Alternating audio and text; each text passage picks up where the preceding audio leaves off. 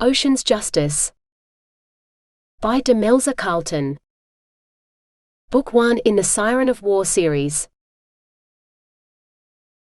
1. If I never saw the sea again, it would be too soon. She's too much trouble. Too turbulent to do what she must. Send her away somewhere so she can learn obedience. Then she may return. She's too young, barely 18. She's still upset over his death. Surely we should wait before we send her anywhere. No. She did what needed to be done and he's dead by her hand. She's understandably upset, but that will fade. He was only a man. I say we send her away and see what she's capable of accomplishing. What say you, child? My mouth still tasted bad at the words I'd spat at the vicious old women, but I'd say the same thing again in a heartbeat. I hate you. I loved him. He didn't deserve to die, and I will never obey your orders again. My defiance was futile. What did it get me? A small raft drifting across the Indian Ocean with nothing but the sound of waves and the smell of salt and coal smoke. Smoke meant a ship. I was saved. I squinted into the sunlight, but the waves hid the vessel from me. Maybe I was looking the wrong way. I didn't have the strength to sit up and see. Rough hands seized me. I struggled, but my weakness won. Blue eyes drifted above, the same color as the ocean below. A tangle of wiry seaweed obscured the rest of the man's face. It's all right, lass. I'll take care of you. Darkness took me first. 2. Miss, can you tell me your name? Can you even hear me? A clammy hand touched my forehead. I focused on the words and tried to translate them. I responded to the only one I understood. Maria. Your name is Maria? My neck felt stiff as I nodded and opened my eyes. I'm Charlie. Charles Seaborn, but everyone calls me Charlie. The other men said you wouldn't live, but Mr. McGregor said any girl who could rig that raft and survive long enough to be rescued wasn't going to die in her bed. Mr. Alchin, the cook, is going to be furious when he finds out I won my bet. When we reach the Cape, I'm going to use the money to pay for my first woman and, beg pardon, miss. Maria, I mean. The boy reddened, but it didn't slow his words. Some of the other men are saying you're something supernatural, seeing as you look like Venus and all, on account of having no clothes. Not like 'em skinny flappers. You have bosoms. The men talk about them a lot. A few say you're bad luck and we never should have rescued you because you'll doom us like your last ship, but if you were going to sink ships, you wouldn't be floating around on a raft with no clothes and no food or water, a breath away from death. Doesn't make sense. Are you hungry, miss? Charlie held out a round, flat piece of metal, topped with a smaller brown oval slab. It's bread, miss. Bread with Marmite. He broke a small piece off the slab and popped it into his mouth. He pulled a face. I don't like Marmite, my mum makes me eat it for my health, she says, and Mr. Alchin says you must eat it so you don't get berry after so long at sea. Can you remember the name of your ship? I still didn't understand his words, but I did register that the slab was food. I reached for it, inclining my head in gratitude to the boy, before I gingerly took my first bite of Marmite sandwich. It was the consistency of sponge and it tasted like the sea, but I chewed, swallowed and forced myself to take another bite. My mouth was as dry as dune sand and the additional salt didn't help. Swallowing was painful. Drink, miss. Charlie held out a cup of liquid. I seized it and sat up, tipping the cup's contents into my mouth. The second mouthful of salty sponge-like sandwich went down far more smoothly than the first. I wished for the sweet flesh of a fresh fish, but it looked like only Marmite was on the menu, whatever that might be. A choking noise made me look up at Charlie's red face. He seemed to be staring at my chest. Miss. Maria? The captain found some clothes for you, seeing as you don't have any. Men's clothes, as we're all men here. To protect your modesty, miss. The boy reddened further as his hands described the curves he couldn't tear his eyes away from. The rough blanket that had previously covered my body now bared my skin to the waist, so I pulled it up again. This seemed to break the boy from his trance, and he stepped away to retrieve a small pile of folded fabric. He shook out a creamy-colored item that turned out to be a shirt similar to his, which he held out to me. I took the shirt and slipped it over my head, thankful that I didn't have to fumble with the shell buttons under his watchful eyes, for they were already fastened. Next came the pants, which were almost identical to those he wore, including the length of rope threaded through the belt loops. I shifted to the edge of the bunk, so I could put these on too. The sight of my bare legs seemed to mesmerize the boy almost as much as my breasts had. Perhaps he'd never seen either before. The pants were much too wide at the waist. I had to hold them up to prevent them from puddling around my ankles. I pulled on the rope, ending up with the length of hemp in my hand and the waist of my pants clutched in the other. "Oh miss, you have to thread it back through those bits there and then tighten it with both ends and cross the ends over and..." Charlie's hands gestured as he attempted to illustrate the words I didn't understand. Bewildered, I tried to follow his hand movements, but the pants slid down and hit the deck. Deep laughter erupted from behind Charlie, and we both turned to see who found my ineptitude funny. What I'd mistaken for seaweed was the man's bristly beard, now tamed to a short pelt across his chin and upper lip. Ocean blue eyes regarded me with amusement, as the man who owned them strode into the cabin. "Caught with your pants down, boy." Very compromising for the lady's honor, especially when we don't even know her name. "Oh no, Mr. McGregor, you see, she was putting her clothes on and I was trying to help, only I don't think she's worn men's clothes before and these don't fit so well, and I couldn't explain how to tie a rope belt and..." The boy continued with his endless sentence story without pausing for breath, but Blue Eyes had eyes for no one but me. His gaze was frankly curious but arrogant too, in a way that turned my confusion and fear to courage. I straightened, returning his gaze with all the pride of my position. No matter what I wore or where I stood, I wouldn't let this man cow me. Instead, I wanted to tell him to stop his insolent scrutiny. As I lacked the words in his language, I let my stare convey the message for me. Charlie fell silent and moved aside. Blue Eyes stood before me close enough to touch, yet he didn't lift his hand nor break the lock that held his eyes and mine. "I think this lady has a lot more honor at stake than we first thought. My lady, what's your name?" I opened my mouth to answer, but I found my throat too dry to make a sound. This man did strange things to my body with merely his voice and his eyes. "Maria," Charlie supplied. That's the only thing she said. But she was so hungry she ate a whole Marmite sandwich and drank all the water. "Fetch some more water for Lady Maria, boy. And tell Captain Foster she's awake and receiving visitors." Charlie nodded rapidly. "Yes, Mr. McGregor." He hurried out. Blue Eyes dropped to a crouch at my feet, gathering up my pants. "Permit me to assist you, Lady Maria. We have no maids and no other women aboard, but I'll do the best I can." He pulled the fabric up to my waist, snaking the rope through the loops and tightening it in one swift move, taking my breath away. "On second thought, you should probably tuck this shirt in. That way it will hide your assets better." His hand stroked my shirt against my skin, smoothing it beneath the waistband of my pants.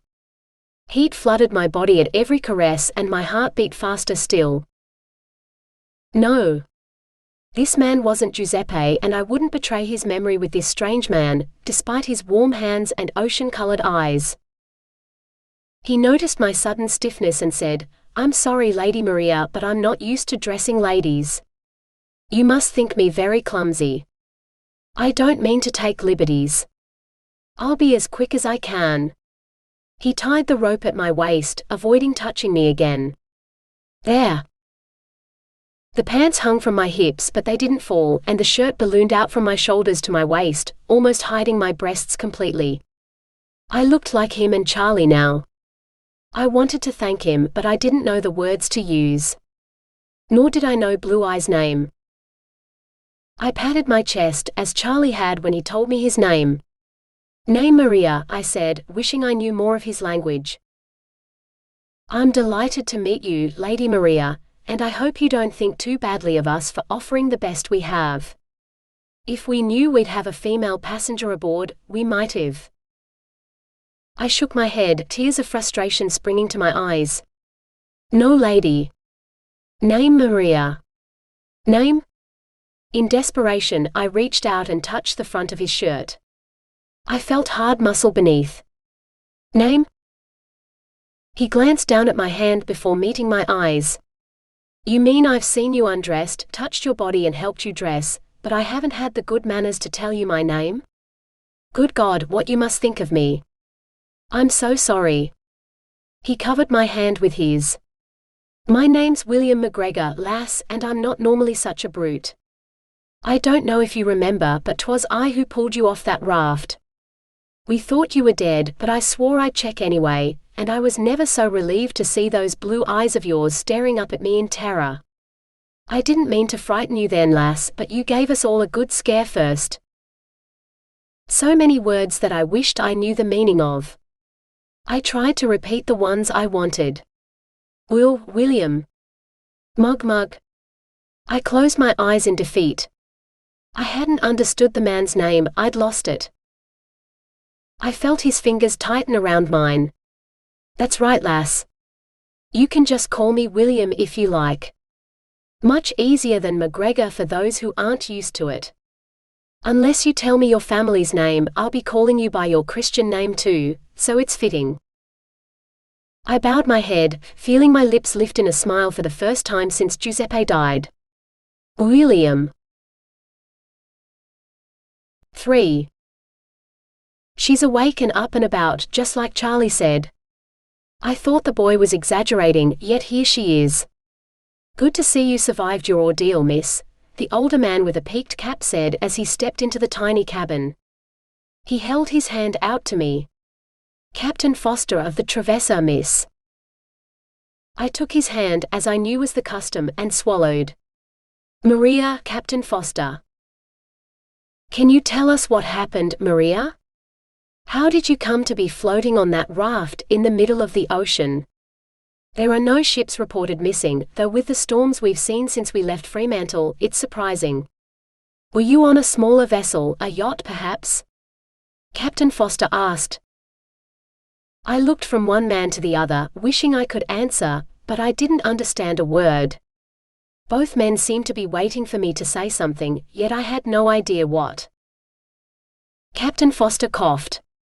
"Half the crew are saying that you're some kind of sea monster, that you murdered everyone aboard your last ship before you sank it, and that you'll do the same here. Are you here to kill us all, Maria?" "Captain!" William roared so loudly that first jumped. "The girl's been through quite an ordeal. I hardly think you should be accusing her of things only a superstitious native would believe." The captain's voice remained calm. "Yet you're the one shocked, not her. Either she did sink her last ship, or the girl doesn't understand a word I just said. You don't speak English, do you, Maria?" His eyes appeared to bore into mine, as if he might extract his answers this way. I stared back calmly. I needed to learn their language so that I could communicate, if only to tell this man that I didn't understand. He cleared his throat. "German, maybe. Fräulein, Sie sind hier, um uns zu töten? Or Dutch, Mevrouw, bent u hier om ons te doden? Miss, are you here to kill us?" I understood a little of this and tried to reply. "Niet doden. Levend. Not dead. Alive." Captain Foster burst out laughing. "By God, her Dutch is worse than mine. We pick up a shipwrecked girl and she can't understand a word we say, nor tell us what happened. What do you suggest, McGregor? You fished her up." "I'll go up against any man who wants to throw her back," William said fiercely. The captain seemed uncomfortable as he shifted position. "It may come to that. They're a suspicious lot, and the fog when we left Fremantle made many of us uneasy. I have a ship to run and no time to protect the girl. This ship is no place for a woman, but while we have one on board, I'll take care of her, Captain. After all, I'm just a passenger aboard your ship. What else do I have to do during the voyage? At least she's easy on the eyes and she doesn't say much. William extended his elbow toward me and first stared at it, uncertain of what he wanted. After a moment, he took my hand and laid it on his forearm. I'll show her the mess so she knows where to find what passes for food on this tub. Towing me behind him, he led the way along a metal tunnel and up the ladder to where I could hear the clamor of many voices. William smiled at me, tightening his grip on my hand. Time to introduce you to the rest of the crew, lass. Just flash that pretty smile and you'll enchant them all, same as you have me. I swallowed and passed through the doorway with him. A few heads turned to stare and silence fell. This is Maria, lads. Now she doesn't say much and we don't think she speaks English, but that's no excuse not to treat her like the lady she is. Benches scraped across the deck as every man in the room rose, more than 30 of them, I guessed. I smiled and inclined my head in response to what I recognized as a gesture of respect. That's right. She's been through a lot before we found her on that bit of flotsam she used for a raft, so remember your manners and help the lady if she needs it. One man said something in a low voice, his hands describing enormous breasts in front of his own flat chest. The man beside him guffawed loudly, which drew the attention of many other men. Anyone who doesn't show her proper respect will answer to me, William continued, fixing his gaze on the two men who'd made noise. Silence lasted for a few seconds more before William pulled me toward the back of the room. The sense of what the men were eating intensified with each step toward the source, a counter that held metal pans of unfamiliar food. No, not all. One held berries. I exclaimed, recognizing the rice. The white-hatted man behind the counter stared at me. If she eats that, she'll get berry. She needs to eat more of my Marmite. He reached down and produced a large jar filled with the unpleasant paste I'd eaten earlier. I stared the man in the eye and shook my head. I pointed at the rice. William laughed and passed me a metal plate. Olchin, if the lady wants rice, that's what she gets. She might want a taste of your stew too. I'll take my serving of stew with bread, thank you. Olchin ladled a thick, lumpy brown liquid onto William's plate, and handed him 2 slices of bread. I received a mound of rice, which was quickly swamped by a sea of brown liquid. Looks like the demon's tit, where you're going, McGregor, Olchin said, nodding at my plate. Christmas Island, paradise for birdcrap and crabs. William laughed again. I've heard those crabs are good eating. It'll be a damn sight better than your cooking, man. He grabbed some clinking metal things and guided me to the empty end of one table. With a quick glance at the other men, I climbed onto the bench seat, as William sat across from me. His handful of metal implements clattered to the table in front of me and I reached for them, directing a questioning look at William. He nodded and seized one with pointed tines at one end. He stabbed a brown lump on his plate and lifted it to his mouth. That was fine for him with his plate full of large chunks of food, but spearing the rice seemed like an exercise in futility. I looked down the table and was relieved to see a dark-haired man using a tool with a shallow depression on its end to shovel rice and liquid into his mouth. I picked up a spoon and cautiously scraped a little of the food onto it. My hand shook as I lifted it to my mouth. The texture was mushy and the taste was bland, to say the least. I chewed and swallowed, spooning a slightly larger serving for my next mouthful. This was nothing like the food from home, which I might never taste again. Warm tears spilled down my cheeks and I wiped them away, not wanting to show weakness in front of so many strangers. Not as good as home cooking, is it, lass? William asked, grinning over a large mouthful of food. His eyes held sympathy as if he could read my thoughts. I managed to smile before laboriously continuing with my meal. I should get you some tea, William said, rising. I moved to follow him, but he gestured for me to sit down. He returned with 2 cups of steaming red-brown liquid. Just the way I like it, brewed thick, like it is in the mining office back home. The tea lady used to say that the bottom of the teapot was still tarred by the first leaves when the mine opened a century ago. I accepted the cup and lifted it to my lips. No, wait. You'll burn yourself if you. He tried to snatch the cup from my fingers. Too late. My mouthful of hot liquid burned both my tongue and the roof of my mouth, but I couldn't emit my wail of pain without spitting the tea in William's face. Whimpering, I swallowed, feeling the heat slide down my throat. Betrayed, I stared at William. Had he intended to hurt me? His stricken expression told me the answer, followed by his anguished tone as he said, "Did you hurt yourself? I'm so sorry. I didn't realize you wouldn't know what to do with tea. Here, you sip it slowly like this." He lifted his own cup and slurped a small amount of liquid. I scanned his face for signs of distress or pain, but there was none. "You try it." He took another tiny sip. I cautiously grasped my cup again and brought it to my mouth with both shaking hands. Slowly, I tipped it so that a tiny trickle hit my tongue. Now it didn't burn me, but I could taste the foul brew. It was like drinking diluted mangrove mud. I think I preferred the burn to the taste. Yet, in the face of William's desperate expression, I drank it anyway and was rewarded by his nervous smile. My mum always said a cup of tea could soothe all the troubles in the world. "No matter how far from home we are, at least there's tea," he said. "Tea?" I inquired, pointing at our cups. William grinned. "An important word to remember, lass. Where there's tea, there's civilization." Trying not to grimace, I drank the stuff, wondering what kind of backward people willingly drank river mud. 4. Once dinner was over, William escorted me back to my cabin.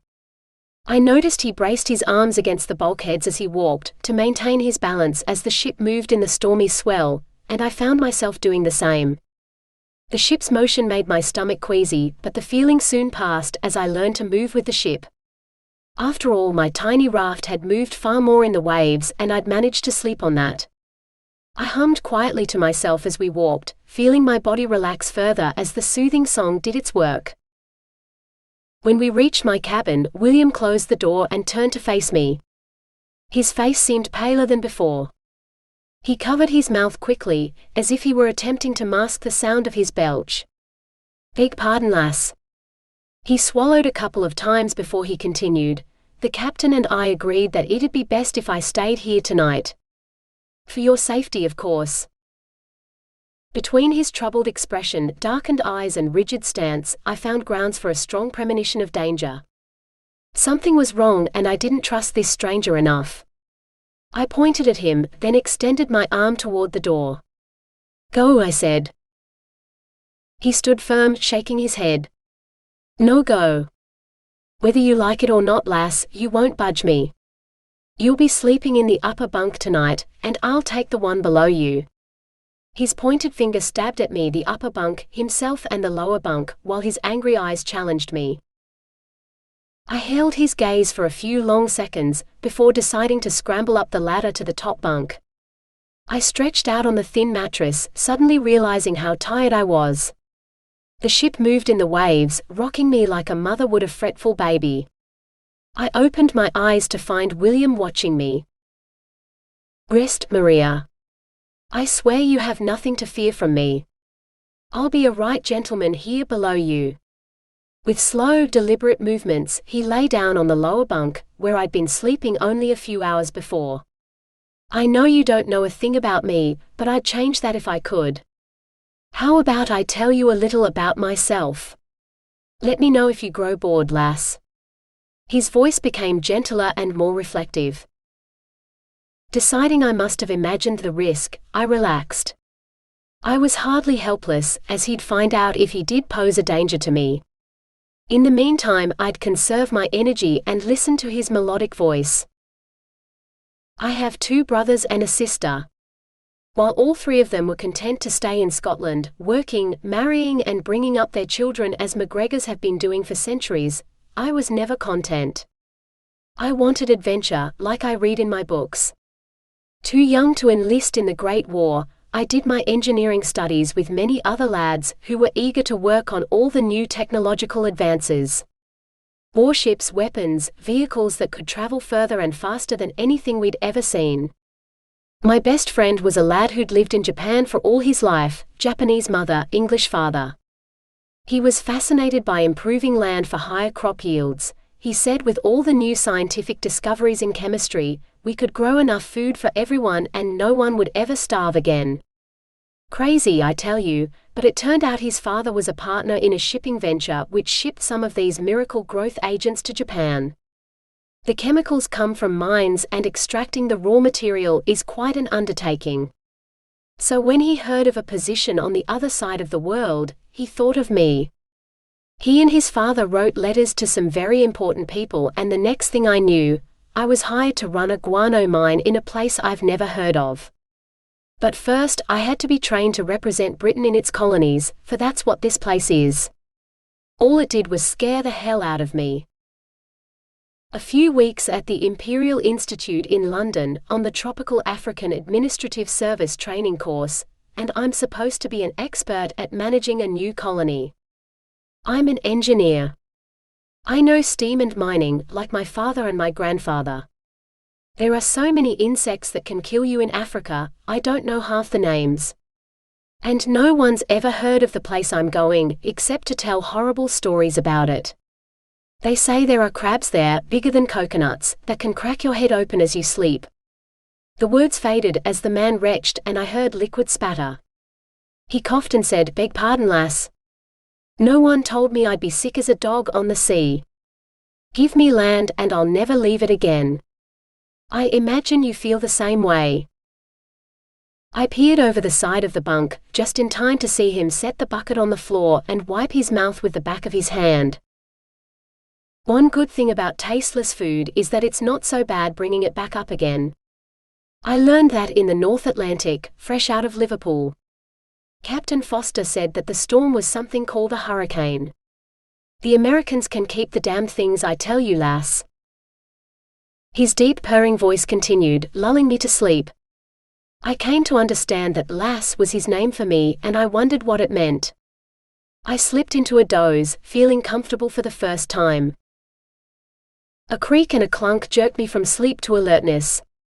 The door swung open against the bulkhead, and a shadow blocked the corridor lights. "Women aboard ship is bad luck," a new voice growled. The sound was menacing and my eyes scanned the room in search of a weapon. The hulking new man grumbled some more, but his words meant as much to me as the rumbling steam engine beneath us. More worrying were the steps he took into the room, approaching the bunks. I drew in a silent breath, steeling myself for whatever I'd need to do in order to defend myself. The man leaned over the lower bunk and seized William. "Send you back to the ocean where you belong," the man grunted, trying to lift him. In a flurry of blankets, William delivered a blow to the man, whether from his fist or foot I couldn't tell, and sent him crashing against the bulkhead. William's fist caught the man under the chin next, jerking his head up before his whole body slid down the wall to slump on the deck. "Get out of here, Barrett. If I ever see you near the girl again, I'll break your jaw and throw you overboard instead." The man, Barrett I presumed, scrambled to his feet and staggered to the doorway, holding onto the bulkhead as he struggled to remain upright. "The girl will curse and kill us all, McGregor. She's a siren sent to seduce us and sink the ship. You're defending a monster. Shut your mouth before I break some more of your teeth. Maria's been through enough. She doesn't need to hear your superstitious nonsense and nor do I. Go make yourself useful and stoke the boiler. The sooner we get to shore the sooner you'll be shot of her, and me too. Until then, if you have anything to say to her, you can say it to me and I'll decide if she needs to hear it, or if I need to smash your face." I didn't understand William's angry words, but his meaning was clear. He pointed at the door and the other man left, spitting bitterly on the deck. Strange, both here tonight and on the mess deck, I'd seen the other men regard William with an odd mixture of contempt and respect. Much like I regarded my elders, the women who had sent me so far from home. Yet this man didn't seem much older than I. I wished I could ask him how he'd earned a reputation that made the larger man back down or the whole crew stand up, as they had in the mess. I was surprised to feel William's warm hand over mine. Like I said, I'll make sure no harm comes to you, lass. I may be ill, but I'm still a match for any man on this crew. I stared at William until first became lost in his liquid eyes, and he laughed at me. His laughter lit a warmth inside me that I hadn't felt since Giuseppe, but Giuseppe was dead by my hands. He would never touch me again, and I vowed no other man would either. My heart and my love belonged to a dead man. Good night, Maria. I didn't dare speak a word. I understood so little of what he said and needed to learn so much before I could communicate. 5. What if I could never return home again? What if I had to make my life with these people, in a world I didn't understand? Alone. I hugged my knees to my chest, peering out the porthole at the matching grey sky and seas. I could do what Barrett had suggested last night, throw myself into the waves and let the ocean take me. William knocked on the bulkhead beside me, startling me out of my gloomy thoughts. I brought you a gift, lass. Something no lady should be without. He held out a piece of tortoiseshell carved into a row of teeth. I bought this for my sister. I meant to send it to her before we left Fremantle, but I forgot. Now it's yours. I took the gift from him, smiling my thanks. I don't mean to sound rude, but I think the words you're after are, thank you. He imitated my smile and the way I bowed my head, then raised his voice to a high-pitched squeak. Thank you, William. I stared at him, then slowly repeated the words. Thank you, William. You're welcome, lass. Now I have a favor to ask. An ulterior motive, perhaps. He paused, but I didn't say a word, so he continued, back home, they say a girl with her hair unbound is unleashing a storm to sink ships at sea. Maybe that's just the North Sea and the Indian Ocean's too big to be controlled by a woman's hair, but it makes me nervous, and Captain Foster's been worried since we left port. Would you please pin your hair up? He coughed. If you don't know how, would you let me do it? The sister I bought the comb for, I used to help her with her hair before school in the mornings. She said I had gentler hands than Mum. He sat beside me on the bed, and lifted a cautious hand toward my hair. He stroked the salt-encrusted length of it, right down to the ends lying on the bed beside me. Now I heard one of the Singhs asking Orchan for some cooking oil for his hair, so while Orchan was serving breakfast, I liberated some for you. He lifted a large can that I hadn't noticed until now, and he shook it, so I could hear the slosh of a little liquid inside. Would you like me to help you? I looked at him, longing to be able to answer him or even understand his question. I wish you could understand me. I'm sure you'll let me know if you want me to stop. He lifted the can over my head, and I felt something trickle through my hair. I kept my eyes on William's scared smile, hoping I didn't look equally nervous. He set the can down with a clatter and lifted both hands to my head. I suppose I just have to spread this through your hair. He threaded his fingers through my hair, gently massaging my scalp with his fingertips, then smoothed my hair between his hands. I closed my eyes, enjoying the sensation. No one had ever touched me like this. Not my mother, not my friends, not even Giuseppe. A quiet moan of pleasure escaped from my lips and my eyes shot open, staring at William in panic. He chuckled. I believe that's a most emphatic yes. More, Maria? A word I understood. I beamed. Yes. Oh yes, William. Thank you. He leaned closer to me. You should turn around so I can reach your hair better. If you moan like that again, God help me, but I'm going to have to kiss you. He wrapped his hands around my hair, pulling it toward him, and I twisted my body away from his to make it easier. That's probably safest. Comb. I felt William pluck the comb from my fingers and start stroking it through my hair, pulling the tangles from my tresses. He said, "My sister used to tell me all her troubles when I did her hair." As if the comb loosened her tongue. "I doubt you'll be as forthcoming, but if you have anything you wish to say, I'm listening, lass." Wishing I had some way of thanking him for his kindness, I stared down at my body, covered in borrowed clothes. This was all I had, and something in the hesitant way he touched me told me that my body wasn't the sort of currency he'd accept. But what else did I have to offer? The ship rolled beneath us and I clutched at the bunk to avoid being pitched onto the floor, remembering William's illness last night. There was one thing I could offer. My voice quiet and quivering at first, I lifted it in the same soothing song I'd hummed last night, the one that had calmed my unsettled stomach. Breathing deeper, I increased the volume, putting more power into my voice. This song reminded me of home and the family I might never see again, but it was also the sound of comfort, for my mother had sung the same melody for as long as I could remember. Once I'd started, I couldn't stop. I sang of loss and grief, but I also sang of hope, for the unexpected bliss this man held in his skillful hands. I let the last note hang in the air before I silenced it, wishing there was more I could offer him. William lifted my hair, laying it over my shoulder, and placed the end in my hand. I looked down and saw the satin ribbon that bound the braided length, braided just like the rope that Giuseppe had tried and failed to hold onto in the surging waves. The waves that had stolen him from me and drowned him. I burst into tears. "Here, here." William's arms folded around me, almost crushing me to his chest. I'd never been held so securely, never felt this safe with anyone. "I didn't think I did such a bad job. You look beautiful, Maria, and with your amazing voice and lovely song, you've absolutely bewitched me. The crew will stop calling you a sea monster now they see how beautiful you are. They'll call you an enchantress instead." Embarrassed, I tried to stem the flood. I swallowed hard, staring fixedly at the fishbone pattern of my braid. He had done me another kindness, and I'd responded by soaking his shirt with silly tears. "Thank you, William," first said steadily. "Thank you." William's grip on me tightened as he reached into his pocket and withdrew a folded piece of cloth. Pressing the handkerchief into my hand, he replied, "Any time, lass.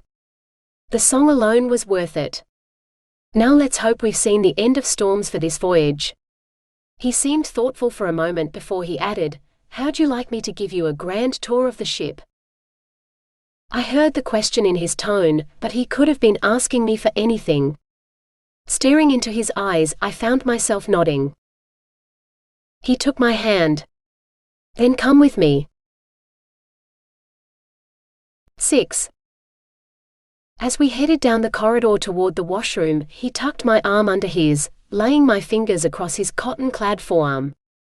"The washroom, you know," he said, waving his hand at the empty room. "There's another on the other side of the ship, where most of the crew sleep, for only the captain's quarters have running water. Captain's quarters are 2 doors down from ours." He pointed at a closed door, then turned into a corridor I hadn't used before and rounded a corner. "Here, crew quarters." William led me into a corridor almost identical to the one where our cabin was, only this had far more doors, much closer together.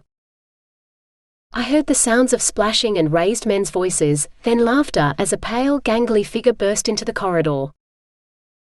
"That's not funny. Those are the last pants I have, what with loaning one pair to Maria and all."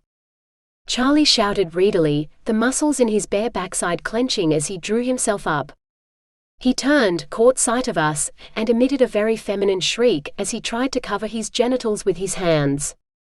One hand would have sufficed in the cold morning air.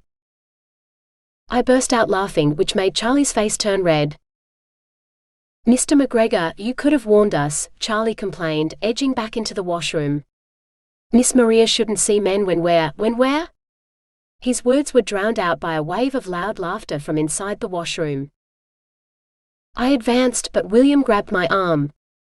His cheeks were flushed too. "Probably not the best place for a lady like yourself. We get pretty rowdy without women present, and some of the men are in no fit state to be seen. We'd better start with the hold." His voice sounded uneasy, and I wondered what I'd done to unsettle him. Was it my laughter at Charlie's unfortunate shrinkage? Surely he hadn't expected me to admire the modestly endowed boy. William led the way silently down ladders and corridors until we were in the echoing bowels of the ship. Here, overhead lights provided all the illumination. No natural light percolated to this depth. He fastened his hands on a wheel set in the middle of a metal door, and wrenched the wheel around. Several squeaky turns later, William pulled the wheel toward him, and the door swung open with a protesting creak. "This is the cargo hold. Some sort of mineral Australia's shipping to Belgium for the factories there. It looks like the mud we pump out of the coal mines back home, not useful at all." He pulled a tube out of his pocket, and a weak beam of light shot out of the end of it, splashing against the far wall of the hold. Beneath the beam was a pool of dark mud, bounded by walls and a metal catwalk that ran around the edges of the large space. The light beam rose to illuminate the hatch in the ceiling. One of the port inspectors fell through the hatch before they sealed it. He almost drowned before they pulled him out. "That stuff is like quicksand. It'll suck you under without a trace if no one hears you scream." The mud held little interest for me, but William's handheld light tube was fascinating. I dropped to my knees, reaching for the metal length he held at waist height. He laughed and clicked the device, extinguishing the light before another click blinded me as the bulb glowed to life. "It's a torch, lass." "Torch?" I ventured, laying my hand on the surprisingly warm metal. William's hand covered mine, pressing my finger down until a click turned the torch off. "If you want to play with it for a bit, it's all yours." "Mr. McGregor." Charlie's voice leaped so high it broke. "What are you doing with Miss Maria?" William stared down at me in shock for a moment before he jumped back, putting several feet between us. He waved the torch. "Showing her the hold and my torch, lad." Nothing inappropriate. She wanted a closer look at my torch, and I didn't realize, if I'd thought how compromising it might look, I wouldn't have. The front of his pants looked decidedly tight and uncomfortable. Perhaps William wasn't as immune to my body as I'd thought, I reflected, as I accepted Charlie's assistance to rise to my feet. I averted my eyes from the man's frantic, furtive wardrobe adjustments and followed Charlie instead. The boy's hair was still wet, but he wore clothes as he led the way up the ladder. "You should see the engines, Miss Maria," he said eagerly. "The boiler room where the firemen work is like hell, but when you see how fast they stoke the engines, oh, it's like magic. You won't believe something so huge can go so fast." William's muffled laugh behind me told me he was following us. "Lad, you have no idea," he muttered so quietly that I barely heard him, "but I think she might." 7. I stepped over the threshold and into a raging inferno. The heat hit me first, searing the very breath in my lungs. Reflected flames danced along the walls and in the sheen of blackened sweat on the men who fed the real fire that heated the boilers. My memory stirred, sparked and burst into horrifyingly clear images of the Emden burning as dying men screamed, and so did I. "It's all right, lass." William's arms closed around me, pressing my body against his, so that all I could see were the blurred folds of his shirt. "Charlie was only joking about it being hell, weren't you, lad? This is the boiler room, where the firemen stoke the fires to heat the boilers that drive the ship. Nothing to fear here. The lad, we both thought you'd like to see the powerful engines speeding us to land. If you don't want to, there's no harm done. Do you want to see more of the ship, Maria?" I looked up and glimpsed the ruddy light before I squeezed my eyes shut. "No. No more," I replied, shaking my head. William half carried me out into the corridor, and I felt the welcome relief of the cool bulkhead beside me. Sucking in a calming breath, I drew myself up and looked into the boiler room. The hard-working men inside eyed me curiously, between furiously shoveling coal into the well-contained fire. The flames weren't consuming any part of this ship, except for the plentiful coal that fed its roaring boilers. As for the engine, she was nothing but a burned-out hulk by now. "What's wrong, Miss Maria? Don't you want to see the engines?"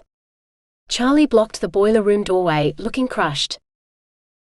William saved me from having to answer. All that talk of hell must have frightened her, lad. I don't think she's ever seen anything like it. Now I'm going to take her up to the main deck for some much-needed fresh air, I think. He nudged me toward the ladder to the deck above, and I closed grateful fingers on the handrail as I climbed, feeling the vibration from William's weight not far below me.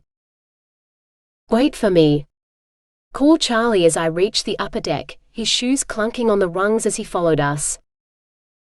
William waited while first climbed the last ladder, which led to the main deck. "Don't you have your apprentice duties?" he asked as Charlie came into view. "Tell me what you're going to do with Miss Maria," Charlie insisted. My eyes met William's as he glanced up at me. "I'm going to escort her to the mess deck and make her some tea." He laughed. "Why, do you think you can make a better pot of tea than I can, lad?" I continued up, stepping out onto the main deck right in front of Captain Foster. "Good day, Maria," he said. "Where is McGregor?" "William?" I asked uncertainly, and he gave a curt nod. I pointed down the ladder I'd just left, hearing the sounds of climbing. William's head appeared, followed by the rest of him. "What's wrong, lass?" "Captain." He and the captain exchanged nods as I looked from one to the other. "I thought you were taking care of the girl, McGregor. Maybe I should assign the boy to her instead. Why did I hear her screaming below decks?" "I don't know," William began. "Fire," I said firmly. "Fear fire." Charlie tumbled to the deck at my feet, breathing hard. Miss Maria was afraid of the fires in the boiler room. I made a joke that it looked like hell in there, and Miss Maria believed me, sir. "Mr. McGregor. The engine room is no place for a woman." Captain Foster exploded, glaring at Charlie and William. He pointed at Charlie. "You should be hard at work, or you'll never be anything but an apprentice. Get below." He turned to William. "I don't want her wandering around below decks. It's dangerous." His eyes flicked to me and I saw fear in them. "For a woman to be alone in places like that. Don't let her out of your sight and keep to the main decks. I don't want her near the engine room again. You should get her safely back to her cabin." Charlie turned and headed back down the ladder, glaring balefully at all of us. He seemed to reserve extra anger for William as the man's arm came to rest around my shoulders. "First, we're going to the mess deck for a cup of tea to settle her nerves. I want to try and ask her about what happened to her, and I was hoping." William coughed. "Have you heard anything over the wireless about her vessel? The one that was wrecked?" Captain Foster shook his head. "I radioed to tell them about finding the wreckage she was floating on, but no one has word that any vessel has been lost in the storms. I haven't mentioned her because we might be ordered to return to Fremantle instead of heading to Durban as scheduled, so I want to wait until we're more than halfway.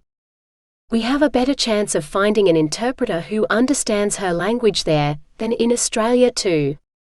Anything you can find out about who she is and what she's doing out here, tell Auchan he can use my private stores if it'll help." To my surprise, William winked at me as he took my arm. "There's an offer I don't need to hear twice. Come on, lass," before he reconsiders. "Have you ever tasted chocolate before?" "Chocolate?" I stared at him, my feet moving automatically to keep pace with the hurrying man. What in the world was chocolate? 8. The mess deck was empty but for Auchan and a small, dark-haired man that I didn't know. William said something to Auchan in a voice so low I didn't hear the words, but the cook nodded and disappeared into the kitchen. The small man and William bowed their heads to one another, much like my people did. "Makuguru-san," the man said. William responded, "Kaito-san." He glanced at me. "This is Maria."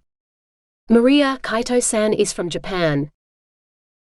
Kaito inclined his head. "Hajime Mashite, Maria-san." I smiled uncertainly and ducked my head. Hajime." I looked to William, lost. I couldn't pronounce what Kaito had said, nor did I understand it. "He said he's pleased to meet you, lass, or at least I think that's what he said. He might have asked about your health." William shrugged. "It's been a long time since I spoke any Japanese." Kaito smiled. "It means both. Would you and Maria-san like to join me for tea?" He poured hot water from the kettle into a squat, shiny teapot. A wisp of steam curled up from the dark liquid. I inhaled, then took another, deeper breath. The scent hit the back of my throat and transported me home. For a moment, I'd just finished a meal with my mother and sister. The brief flash of memory was so clear, but over so fast that tears sprang to my eyes. I'd never share a meal with either of them, ever again. I opened my eyes to find both men staring at me. The smell had strengthened, and it was coming from Kaito's teapot. "You like my tea, Maria-san?" "Yes," I breathed. Surely the liquid wasn't the same brown stuff that William had given me. Each murky cup had looked and smelled like stewed seaweed and wet wood. Kaito's smile didn't fade as he poured 2 cups of the fragrant tea. His teapot hovered over a third, empty cup. "Makuguru-san?" "No, I'll take my tea like we do at home." William lifted the large brown teapot that dwarfed Kaito's black lacquered one and poured his own tea. It was the darkest I'd ever seen it, or perhaps it was just in contrast to the fresh green of my drink. A splash of milk turned dark brown to tan, but it didn't attract me in the slightest. "Maria-san," Kaito said, lifting his cup in salute. William did the same, as if this was some sort of ritual I didn't understand. Both drank together, and I lifted my cup to do the same. The flavor was stronger than the smell, and memory slugged me again, but I managed to control it this time as I sank onto a bench to cover my preoccupation with the past. William sat across from me, slurping his tea with a smile pasted on his face. The ship lurched beneath us, and I grabbed the table to stop myself from slipping off the bench. "Where did you learn Japanese, Makuguru-san?" Kaito asked, his face paling as he sipped. William appeared surprised at the question. "One of my friends at university was half Japanese. He was a champion boxer, but he'd learned to fight in some ancient Japanese style and he wanted to continue to practice. I was the only one who'd beaten him in the ring once, so I offered to learn. We studied together for 4 years and I learned some Japanese when he couldn't remember the words in English. Bad juju fighting, the other boys called it, for it made me a better fighter." He took a deep draught of tea, which threatened to spill as the ship continued to move. Or a worse one if the boy was my opponent. Kaito smiled. "Did your friend study jiu-jitsu in Japan? I would be interested in training with you sometime. My father insisted I practice samurai hand-to-hand fighting every morning before breakfast, and I fear I will forget his teachings if I don't continue to practice diligently." He ducked his head, and I saw his knuckles whiten as he clung to the bench beneath him as if his life depended on it. "Makuguru-san, Maria-san, please excuse me. My tea is yours." His hand shoved the teapot toward me before he staggered out of the door. His face was a delicate shade of green as he braced himself along the corridor and out of sight. The ship was indeed moving more in the swell. There were waves within my cup when I set it on the table. Grateful for Kaito's gift, I poured more green tea for myself and took a moment to savor the smell. "Stewed grass," William said, nodding at my cup. "I don't know how you can drink that stuff." It even turned Kaito green, though the ship rolling's usually enough to do that to me. No strange drink necessary. Maybe I'm getting my sea legs after all. A bit bloody late, but better late than never. William's unsettled stomach didn't seem to bother him anymore, I reflected, noting that he happily drank his foul brew, without any sign of the distress Kaito suffered from the ship's motion. "You're in luck," Orchan said, hurrying across the deck as if the swell didn't bother him in the slightest. "I found a whole box of the stuff, but it took me some time to find it. It says Plaistows British chocolate on the outside, but it's not a name or a sweet I've ever heard of. Must be some strange colonial imitation of the Cadburys back home. Untouched until now, so I brought you 2 bars." He set a tin plate on the table, adorned with 2 long brown blocks of something. "I found a good bottle of rum too. I thought we were out before we hit the Panama Canal, but it turned out there was one left behind the condensed milk. No idea why the captain would order so much of the stuff." William glanced at me. "Keep the rum in reserve and out of sight. You never know when you might need it for medicinal purposes." Orchan grinned and winked. "I think I just might." He disappeared into the kitchen. William's full attention turned to me. "Now lass, you never did answer before. Have you eaten chocolate?" He waved at the brown bars. "Chocolate," I repeated slowly, then shook my head and pressed my lips together. If this tasted like his tea, I wasn't touching it. He laughed and leaned forward with a wicked smile on his face. "Maria, you are going to love me for the rest of your life for this. For a woman, I've heard it's better than the first time you—" He reddened and I wondered why. "Now open your mouth." I stared at him, mystified. "Open your mouth, lass," he repeated, dropping his voice to a seductive purr. I may not have understood his words, but his tone brought a smile to my lips. He leaned closer, so that his deep ocean eyes bored into mine. His lips parted, and so did mine, to draw a shaky breath into my suddenly dry mouth. I wanted to kiss this man, whose lips were but a breath away. His finger grazed my lower lip, as he slipped it inside my mouth. No, not his finger, a cold piece of the brown material which he left on my tongue. His fingers pushed my chin up so that I closed my mouth on the morsel. I closed my eyes, breathing deeply as I resisted the urge for violence that bubbled up. How dare he deny me the kiss he'd been so keen to give me, replacing his warm tongue with the cold substance I didn't want. The stuff was melting on my tongue, much like the butter he'd spread on my toast that morning. The first taste was bitter, and I drew myself up to spit the offending object at his face. "Wait please," he implored, pressing his index finger over my lips as if he wished to hush me. Buttery bitterness melted and sweetness filled my mouth like nothing I'd ever tasted before. My eyes flew open in surprise as the smooth confection slid down my throat. William's grin told me he knew exactly what I was thinking, as he popped a piece of chocolate into his own mouth. He chewed it and broke off another piece. "More?" "Oh yes," I breathed. Together, we finished off both of the blissful bars before William's hands closed over mine on the table. "Maria, I need to know what happened to you. When you were afraid in the boiler room, was it because you've seen a ship on fire before? You feared this ship was on fire too?" I tried to summon the words. Ship fire. Dead men. Burning. The memory was still painfully clear. How much time must pass before it would fade? He squeezed my hands. "You must have been terrified. A ship on fire, alone at sea, is a fearful thing. How did you escape?" My bewilderment must have showed, because he tried again. "You're not dead on the fiery ship. Not burned. Alive how?" I pulled my hands out of his and tried to show him. His arms mirrored the arcs mine made. "You dived into the water and swam away?" I circled my hands uncertainly. "Swim. Swim ocean." "What about sharks? Weren't you afraid of sharks? Or weren't there any?" he pressed.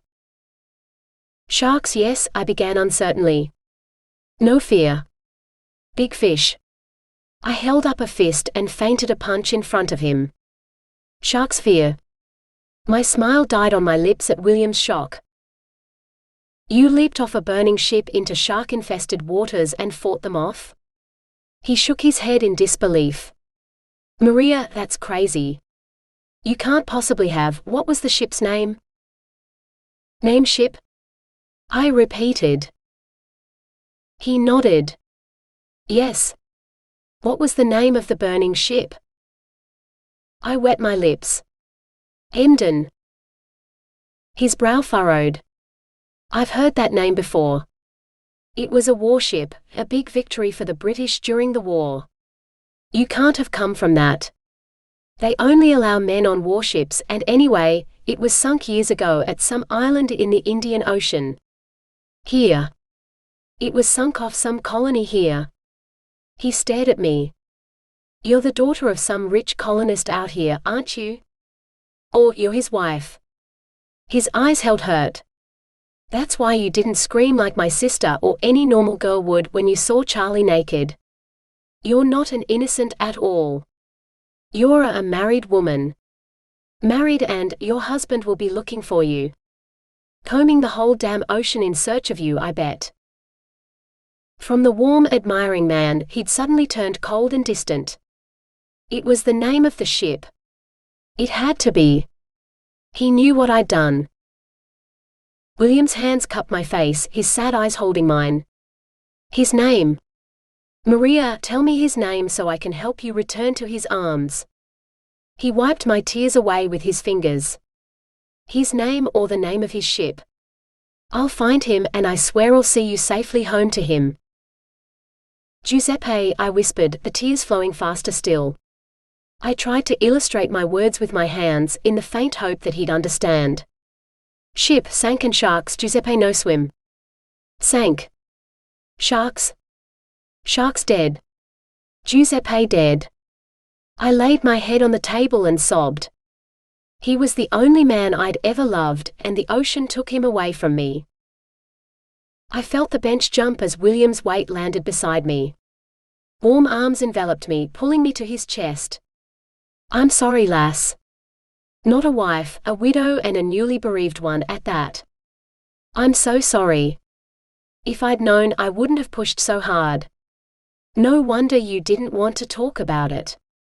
To see the man you love drown and have to survive at sea, all on your own, I don't know a single woman who'd be brave enough to do what you did.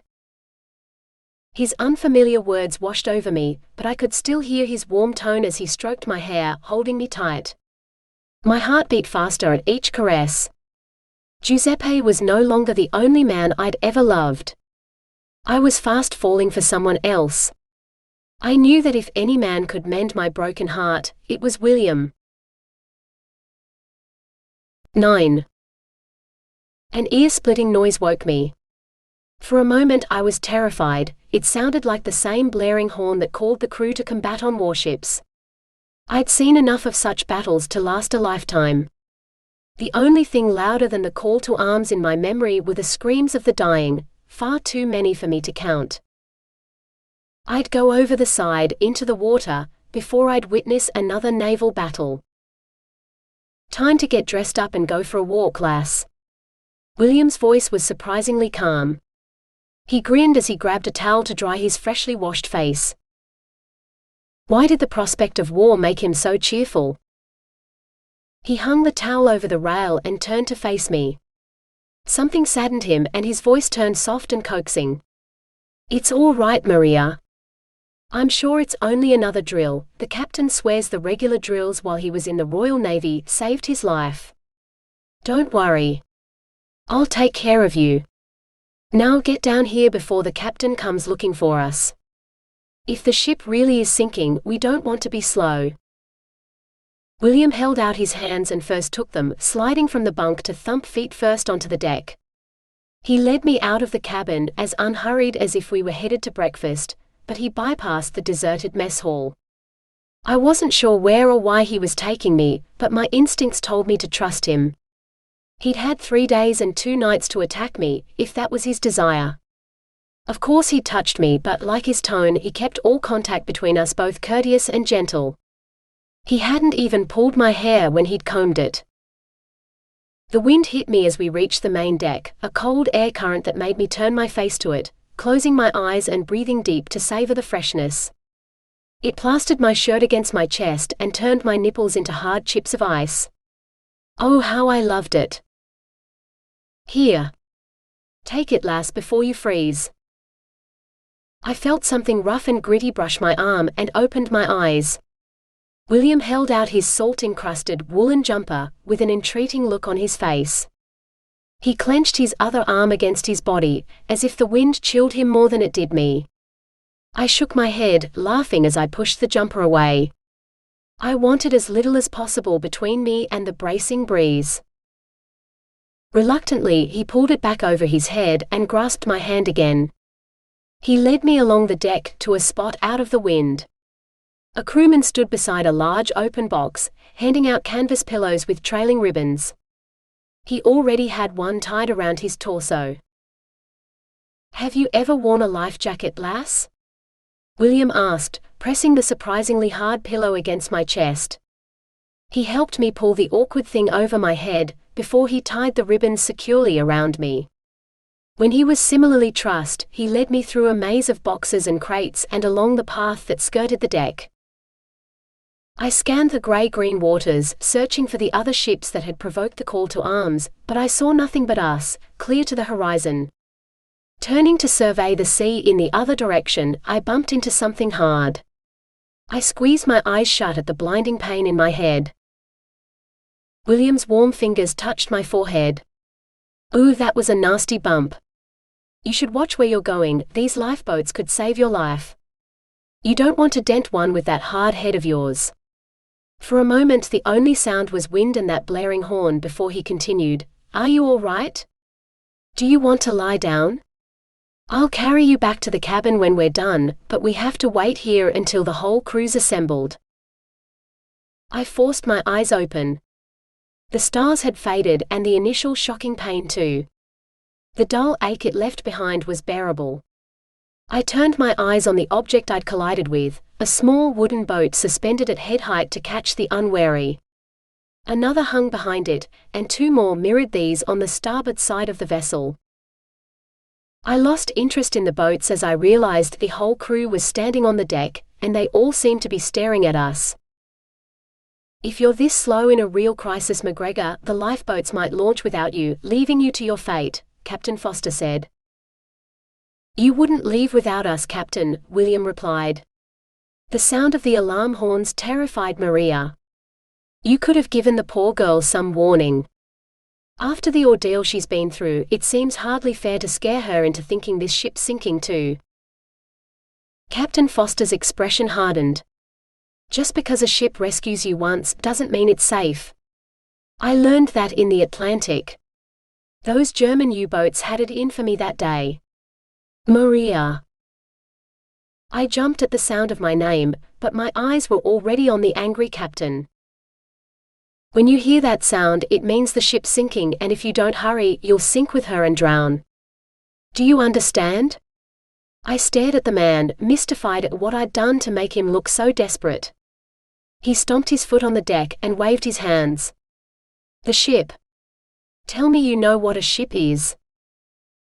I wet my lips and pointed at the deck beneath my feet. "Ship," I said slowly. "Hallelujah, she's not as stupid as we thought," a voice sneered and several men laughed. Painstakingly, Captain Foster lifted one hand and rippled it like the swell beneath the ship. "Ocean." I nodded, this word I knew. He floated his other hand above the first. "Ship." I nodded again. His ship hand took a sudden dive, plunging down beneath the surface of his make-believe ocean. "Ship sinking." "Ship sinking," I repeated warily, wondering what he knew of such things. Surely this ship wasn't, please no. I raced to the rail, leaning over to stare at the waves. The ship didn't look any lower in the water than it usually did. I stormed back to the captain. "No ship sinking." William burst out laughing. She's got you there, Captain. You did scare the life out of her this morning for no good reason. I think we'd all be in for a tongue lashing if she knew enough English. Thank God for small mercies.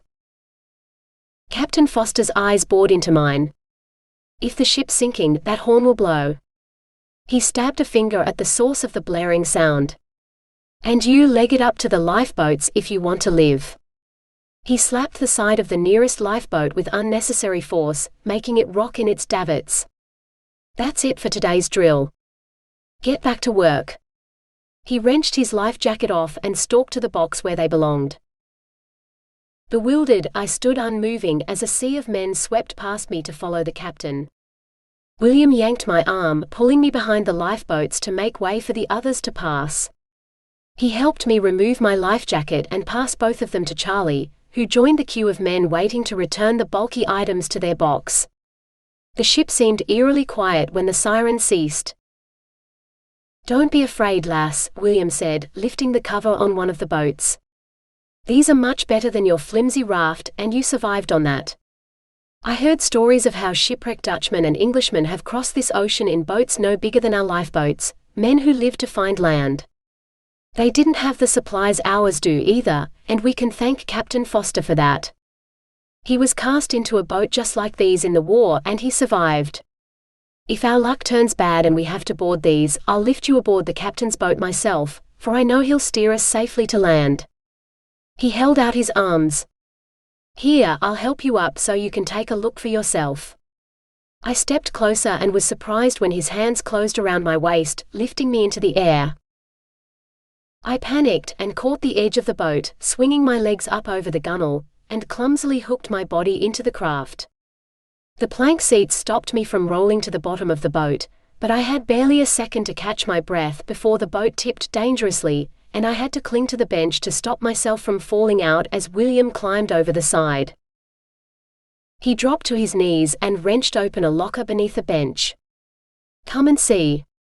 He gestured for me to come closer and I inched my way along the seat to look underneath it. William pulled a tin from the multitude crammed inside the locker and held it up. "Captain Foster's supplies." He refused to put to sea unless the lifeboats were stocked with as much condensed milk as water. He says he'll find a way to make it law, all lifeboats should carry condensed milk. One crazy Scotsman trying to change the world. He laughed, but his eyes turned sad. I didn't want to change it, only see it, but now I'm beginning to understand why my brothers wanted to settle down. Halfway round the world, in the middle of the ocean, and I finally see. You planning on sailing away into the sunset with your little whore, McGregor? Is that what took you so long to appear on deck? You had to pull your cock out of her and get her clothes back on? Plenty of hard-working men on this ship, seems to me you should share, seeing as you're only a passenger and all. A hand caught my foot, almost yanking me out of the boat.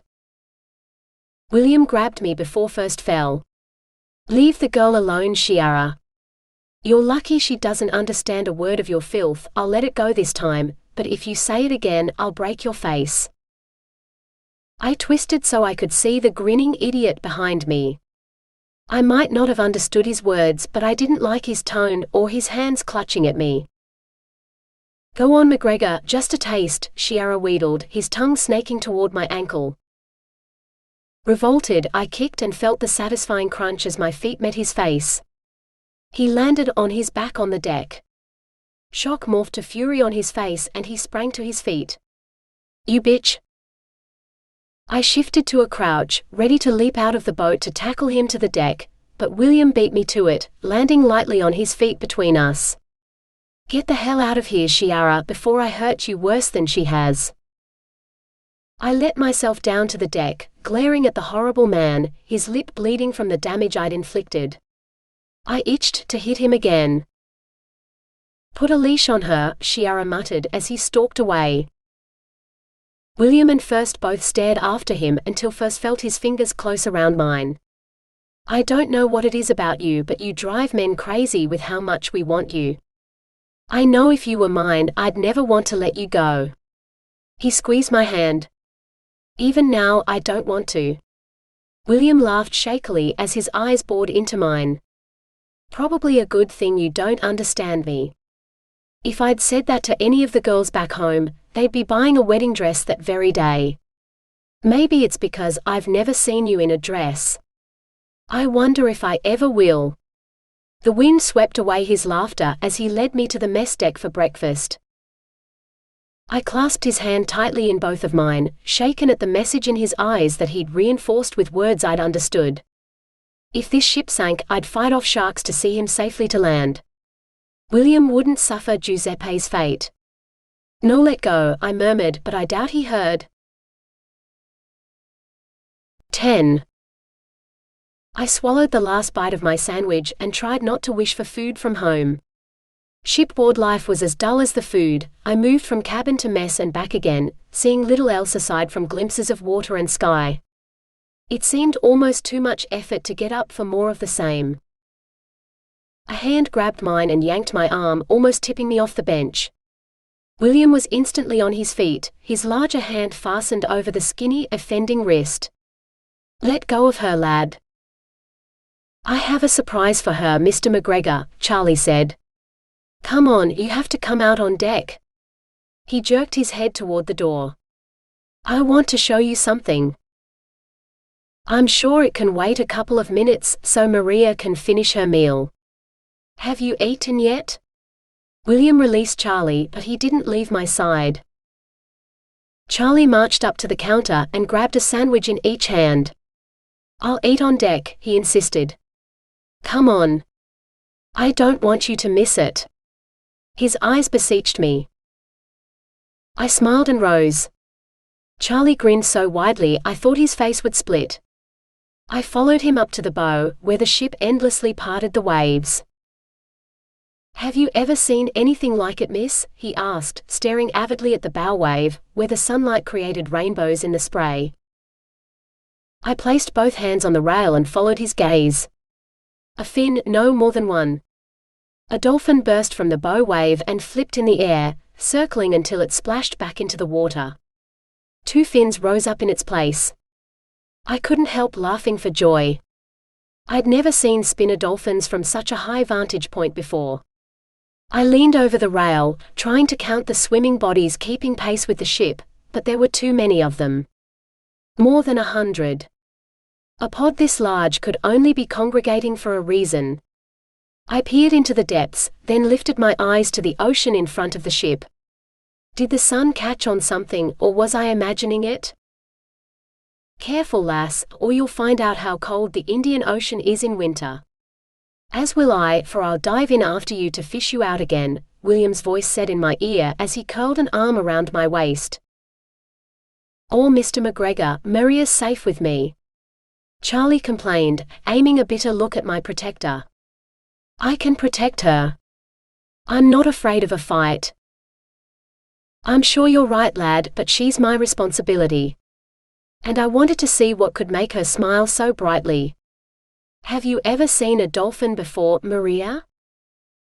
"I know I've never seen so many.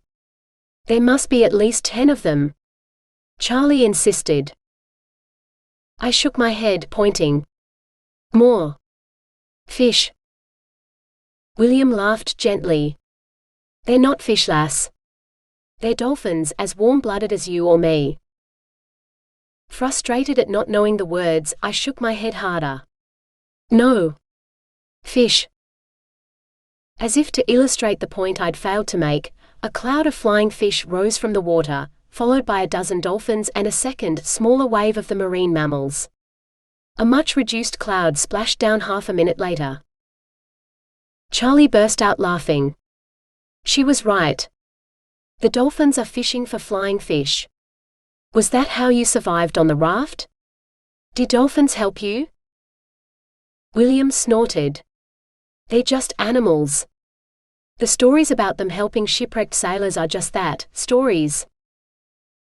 I heard that there are some places in the world where dolphins and fishermen work together to catch fish," Mr. Kaito said. "Oh, no more fish," I said, pointing as the huge pod of spinner dolphins veered away from the ship. A younger one stayed with the bow wave for a little longer, turning in dizzying circles until it realized it was alone. It launched itself into the air in the wake of the rest of its community. I watched the dolphins leaping and swimming off into the distance, and I yearned for that kind of freedom. Today, sun glinted off the waves for the first time since I'd boarded this ship, and it looked so pretty. The ocean matched William's eyes again, I decided, glancing from one to the other. Something warm and clammy closed over my fingers, pressing them against the railing. Charlie's hand. He stared in the direction of the dolphins, his body stiffened by the same nervous energy that had made his palms sweaty. I realized that the boy cherished romantic or at least lustful hopes for me, something my broken heart could never return. I leaned closer and kissed Charlie's cheek, feeling William's arm tighten around me. "Thank you, Charlie." Charlie turned pink. "Why, you're welcome, and Miss Maria," he managed to say. A whistle sounded behind us. It just keeps getting better and better. The girl with the big tits is a whore who does two at the same time. What do you say, Barrett? Fancy a tumble with this one? Seeing as we saved her life, the first time should be free. Charlie jumped away from me. She's not a. How dare you say that about, he spluttered. With William close behind me, we turned together, but he dropped his arm so that he no longer held me. Two men stood on the deck, Barrett and Shiara, and both leered at me with unmistakable lust. Lust they wouldn't slake anywhere near me, I swore. Rage rose up inside me, far hotter than the anger that turned Charlie's face red. The day either of these men touched me would be the day they died. And I wanted that to be today. I took a step toward them before William grabbed me, both arms cinching around my waist. No, lass, that's what they want. They want to hurt you.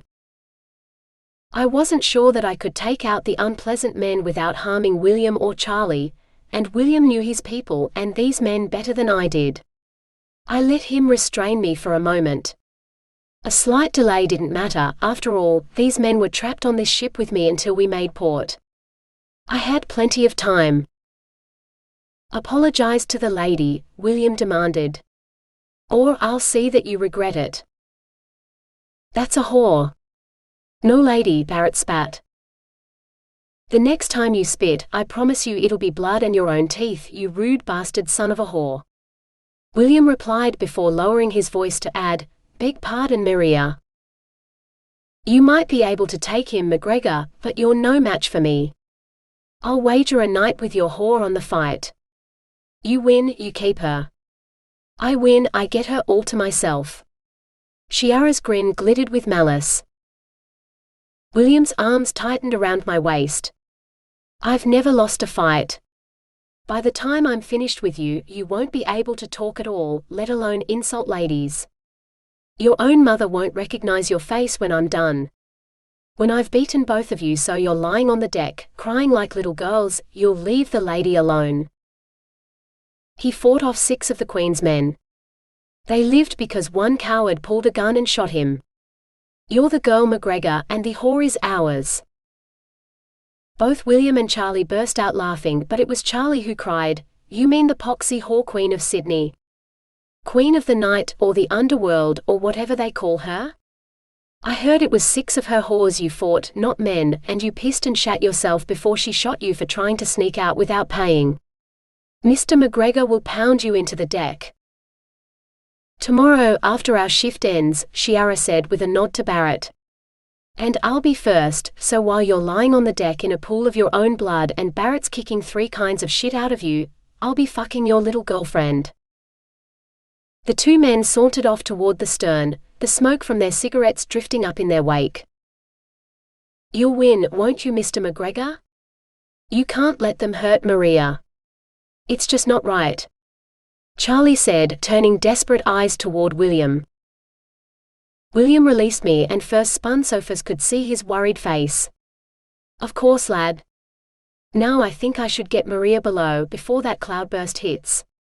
He nodded toward the dark cloud bearing down on us. Winter in the Indian Ocean. It makes me miss Scotland storms. 11.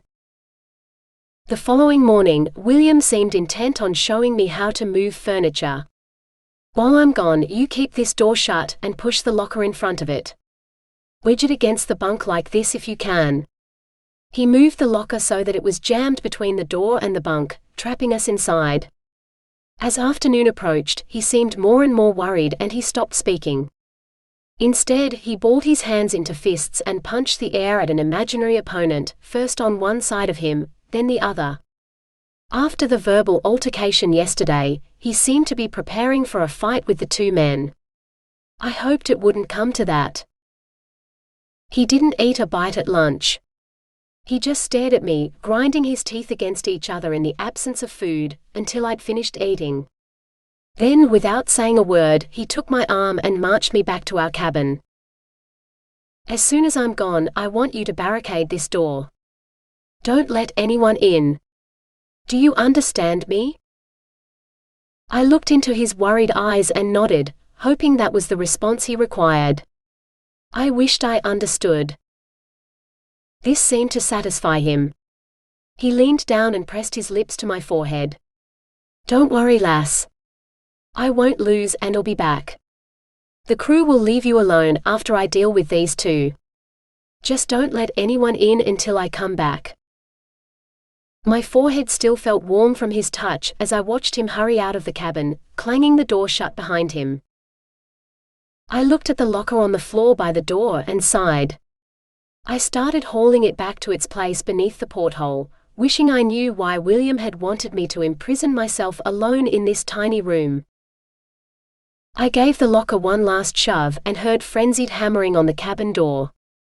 The door flew open and Charlie burst in, breathless and flushed. "Miss Maria, it's time. Come quickly." He grabbed my arm and tugged. Mystified, I allowed the excited boy to pull me down the corridor and up the ladder to the main deck. "It's Mr. McGregor. He's fighting for your honor, like some sort of knight in a fairy tale." He led me to the stern, down another ladder to where crates and barrels were stacked. I heard the rumble of voices and the smack of flesh on flesh before I saw them, but I knew what I'd find. William hadn't been dreading trouble, he'd made an appointment with it. We rounded a stack of barrels and I almost bumped into two men who were waving their fists in the air, urging someone on. Charlie pushed and jumped, but he couldn't push through the milling crowd which looked like it consisted of the majority of the crew. He looked around and pointed. "The mast, miss. We'll have a good view from the mast. Do you think you can climb a rope ladder? I can help you if you want." He hurried to the mast and gestured. "You go first, miss. I'll climb below you so I can catch you if you fall." The tarred hemp was rough and sticky beneath my hands and feet, swaying in the stiff breeze, but I clambered up the rope ladder quickly, curling my toes around the beam at the top as I hugged the mast for support. I could see the combatants now and I couldn't tear my eyes away. Stripped down to their trousers, both men circled each other in the clear patch of deck that was marked off by a rope draped around barrels and crates, creating a rough ring. The rest of the crew crowded around the rope fence, pumping their fists and shouting insults or encouragement. It was hard to tell which or who it was directed at. The sound was angry and primal. One man's fist cracked against the other's chin, followed by his other fist smashing the man's nose. Blood spurted, streaming down the man's face and onto his bare chest. "Yeah, Mr. McGregor. You show him what happens when you say bad things about Miss Maria." Charlie hooted beside me. Startled, William turned his head to stare at Charlie before his gaze shifted to me. I saw pain in his eyes and I felt responsible. No man should hurt for me when all he'd done was help me. He hadn't wanted me to see this. "No," I gasped as the bloody-faced man took advantage of William's distraction to take a swing at him. William dodged, but the blow still landed, splitting his lip. "Yeah, go Barrett. Beat him good." A single cheer rose up from a man with two black eyes, one of them swollen shut and bleeding. I recognized the man sitting in a puddle as Shiara, and my hands tightened on the mast, wishing I could wrap them around the man's throat. I watched William wipe a trickle of blood from his chin as he advanced on Barrett. He delivered a series of jabs to the man's midsection, and I heard the crack of breaking bone. Barrett stumbled back, but William pursued him, punching him in the face repeatedly. Barrett seemed to have trouble breathing, but somehow he remained on his feet. He said something I couldn't hear and spat in William's face. William's final blow smacked into the side of the man's head, spinning him around before Barrett collapsed on the deck. The crowd fell silent. William pulled a handkerchief from his pocket and wiped his face. Someone grabbed Barrett's legs and dragged him out of the makeshift ring. I watched in satisfaction as someone splashed a bucket of seawater over his face to rouse him, and he came up spluttering. Shoving the man with the bucket out of his way, Barrett stormed toward the bow, taking the rungs of the ladder 2 at a time. William drank a cup of water and rinsed his mouth. He threw the cup down and held his arms out in an angry invitation, saying, "Who's next? Anyone else want to challenge me?" A slim black-haired man slipped under the rope to stand in the ring, and I gasped as I recognized the polite green tea drinker. "I'll be your opponent." Both men gave each other a short nod, as if accepting the other's challenge. The surrounding crew seemed to think this was a signal to start arguing and exchanging pieces of paper. None of them looked happy. "Betting on the outcome, miss. Mr. McGregor's beaten every man he's ever fought, but so has Mr. Kaito. No one's game to fight Mr. Kaito, but sometimes they're brave enough to challenge Mr. McGregor. You'll need to let go of your anger if you wish to beat me, Makuguruguru-san," Kaito said with an eerie smile. "Save your breath, Kaito," William replied, squaring up his fists for another bout. The crowd hushed. The two men circled, throwing and dodging punches in a mesmerizing dance. Without the blood or the blows, it was hard to believe the men were combatants. I could hear their bare feet shuffling against the boards, it was so quiet. I held my breath. There was something about this dance that seemed far more dangerous than William's bout with Barrett. Perhaps it was the calm smile on Kaito's face. Kaito's arm lifted, then jerked down in a chopping motion toward William's neck. To my surprise, William caught the blow with his forearm. Kaito's smile widened. I could barely keep track of the flurry of blows that followed, as both seemed to want to hit the other with the sides of their hand as well as closed fists, and each blocked the other by mirroring their attack. They circled again, exchanging blows and blocks as the crowd started to murmur. Kaito lifted his leg to kick, and I gasped as William blocked that too. The dance intensified as the two men attacked one another with both arms and feet. I'd never seen anything like it, and neither had the hushed crowd. Kaito caught William's kick in his hands and both men spun apart. William was panting, but he didn't take his eyes off his opponent. "Showing off for the lady. What will happen to her if you're defeated, Makuguruguru-san?" William charged at Kaito and the fight began again. This time, William landed first one blow, then another on the other man's ribs, but Kaito delivered a crunching kick to William's diaphragm that evened the score. While William wheezed for breath, Kaito tenderly touched what I hoped were broken ribs. As if he'd read my thoughts, the Japanese man lifted his gaze to me. "What is the girl thinking as she watches her protector lose to his own anger, Makuguruguru-san?" he said softly. "No," I whispered as William charged Kaito again. Kaito somehow flipped William from his feet to his back, so William lay gasping on the deck, still struggling to breathe. The crowd seemed to be waiting for something before Kaito held his fist in the air and they cheered. "Who will challenge me?" he called. William clambered onto his hands and knees. "I'm not finished yet," he croaked. He crawled over to a barrel and used it to hoist himself to his feet. "I won't lose to you, you cold bastard." He lifted his arms into a fighting stance, but it looked like one breath would tip him over again. "You have courage, Makuguruguru-san, but you should surrender now. It is no dishonor among your people." Kaito's tight smile set me on edge. I didn't understand his words, but it sounded like sneering to me, a deliberate taunt to make William attack him and face more pain and humiliation. I would not permit it. Balancing on the balls of my feet, I leaped from my high perch, feeling the rush of air as I dropped toward the deck.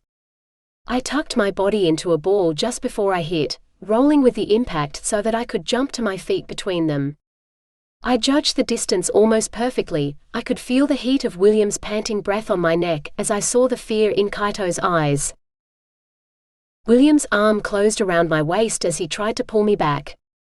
A boxing ring is no place for a lady, Maria. You shouldn't be here. Too dangerous. Kaito stepped back cautiously, his eyes never leaving mine. Among my people there are stories of women samurai, Makuguruguru-san, warriors who all men feared. This one may have the soul of such a warrior. He feinted at me and I dodged, shaking free of William's restraining arms. I might not have their experience in inflicting violence, but that didn't make me helpless. The next blow he aimed was no feint, but it didn't connect either. He moved and I darted away, the tiniest twinge of his muscles telling me which way to go. He started slow, but my smile only widened as I turned, ducked, dodged and stepped out of his reach. Blows rained harder and faster, but I kept up, twisting my body as I danced away from the man. I was lighter on my feet, and it showed. I was always a step ahead of him. I saw a twitch in his thigh as he aimed a kick at me and I leaped, twisting in midair to avoid a well-placed fist as his leg swept beneath me. As our dance picked up the tempo, I couldn't wipe the smile from my face. Even in my cumbersome clothing, I'd never felt so free. Wanting to see how he'd floored William so quickly, first advanced on him as if I wished to attack. His eyes flashed in triumph as he seized my lapel with one hand and the waistband of my pants with the other. His foot hooked behind my knee, pulling me toward him, and I tipped back, lowered to the deck by his grip on my clothing. The moment he released me, I rolled, rising to my feet. McGregor, I said, if there was any more fighting on my ship, I'd drop the culprit overboard. I don't care if you're a paying passenger and my wife's cousin. By God, I'll send you off in a lifeboat with naught but yourself for company if I find you fighting again. The crowd eddied aside as if a strong rip pulled everything out of its path. Kaito's attention was riveted on the shouting captain's approach, along with everyone else. McGregor, do you want the girl to think we're a pack of savages, beating the daylights out of each other until they fall to the deck? I swallowed and tried to remember the sequence. Shoulder hip hook pull, oh my. Kaito smacked to the deck, looking shocked as he stared up at me. I burst out laughing. What the deuce is going on here? Captain Foster demanded. William coughed. It started as a friendly competition, Captain.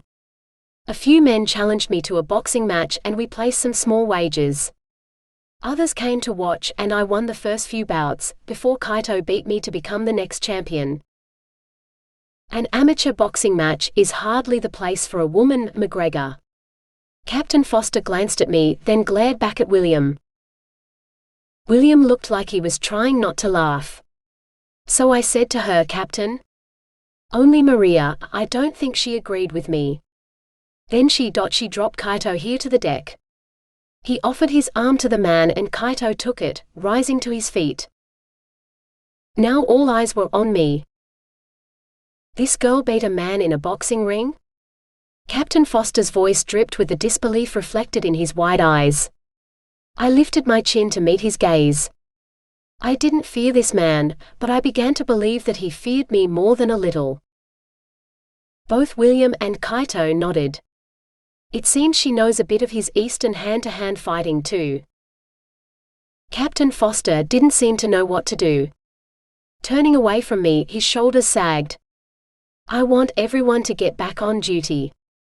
And you, McGregor, get her out of my sight. If the shipowners knew I'd let a woman get into a boxing match with the crew, they'd be outraged. Take her below, looks like we have another storm coming in. William grabbed his shirt off the top of the crate, and curled an arm around my shoulders. Better do what he says, lass. You don't want to be stuck in a lifeboat on your lonesome again, I'm sure.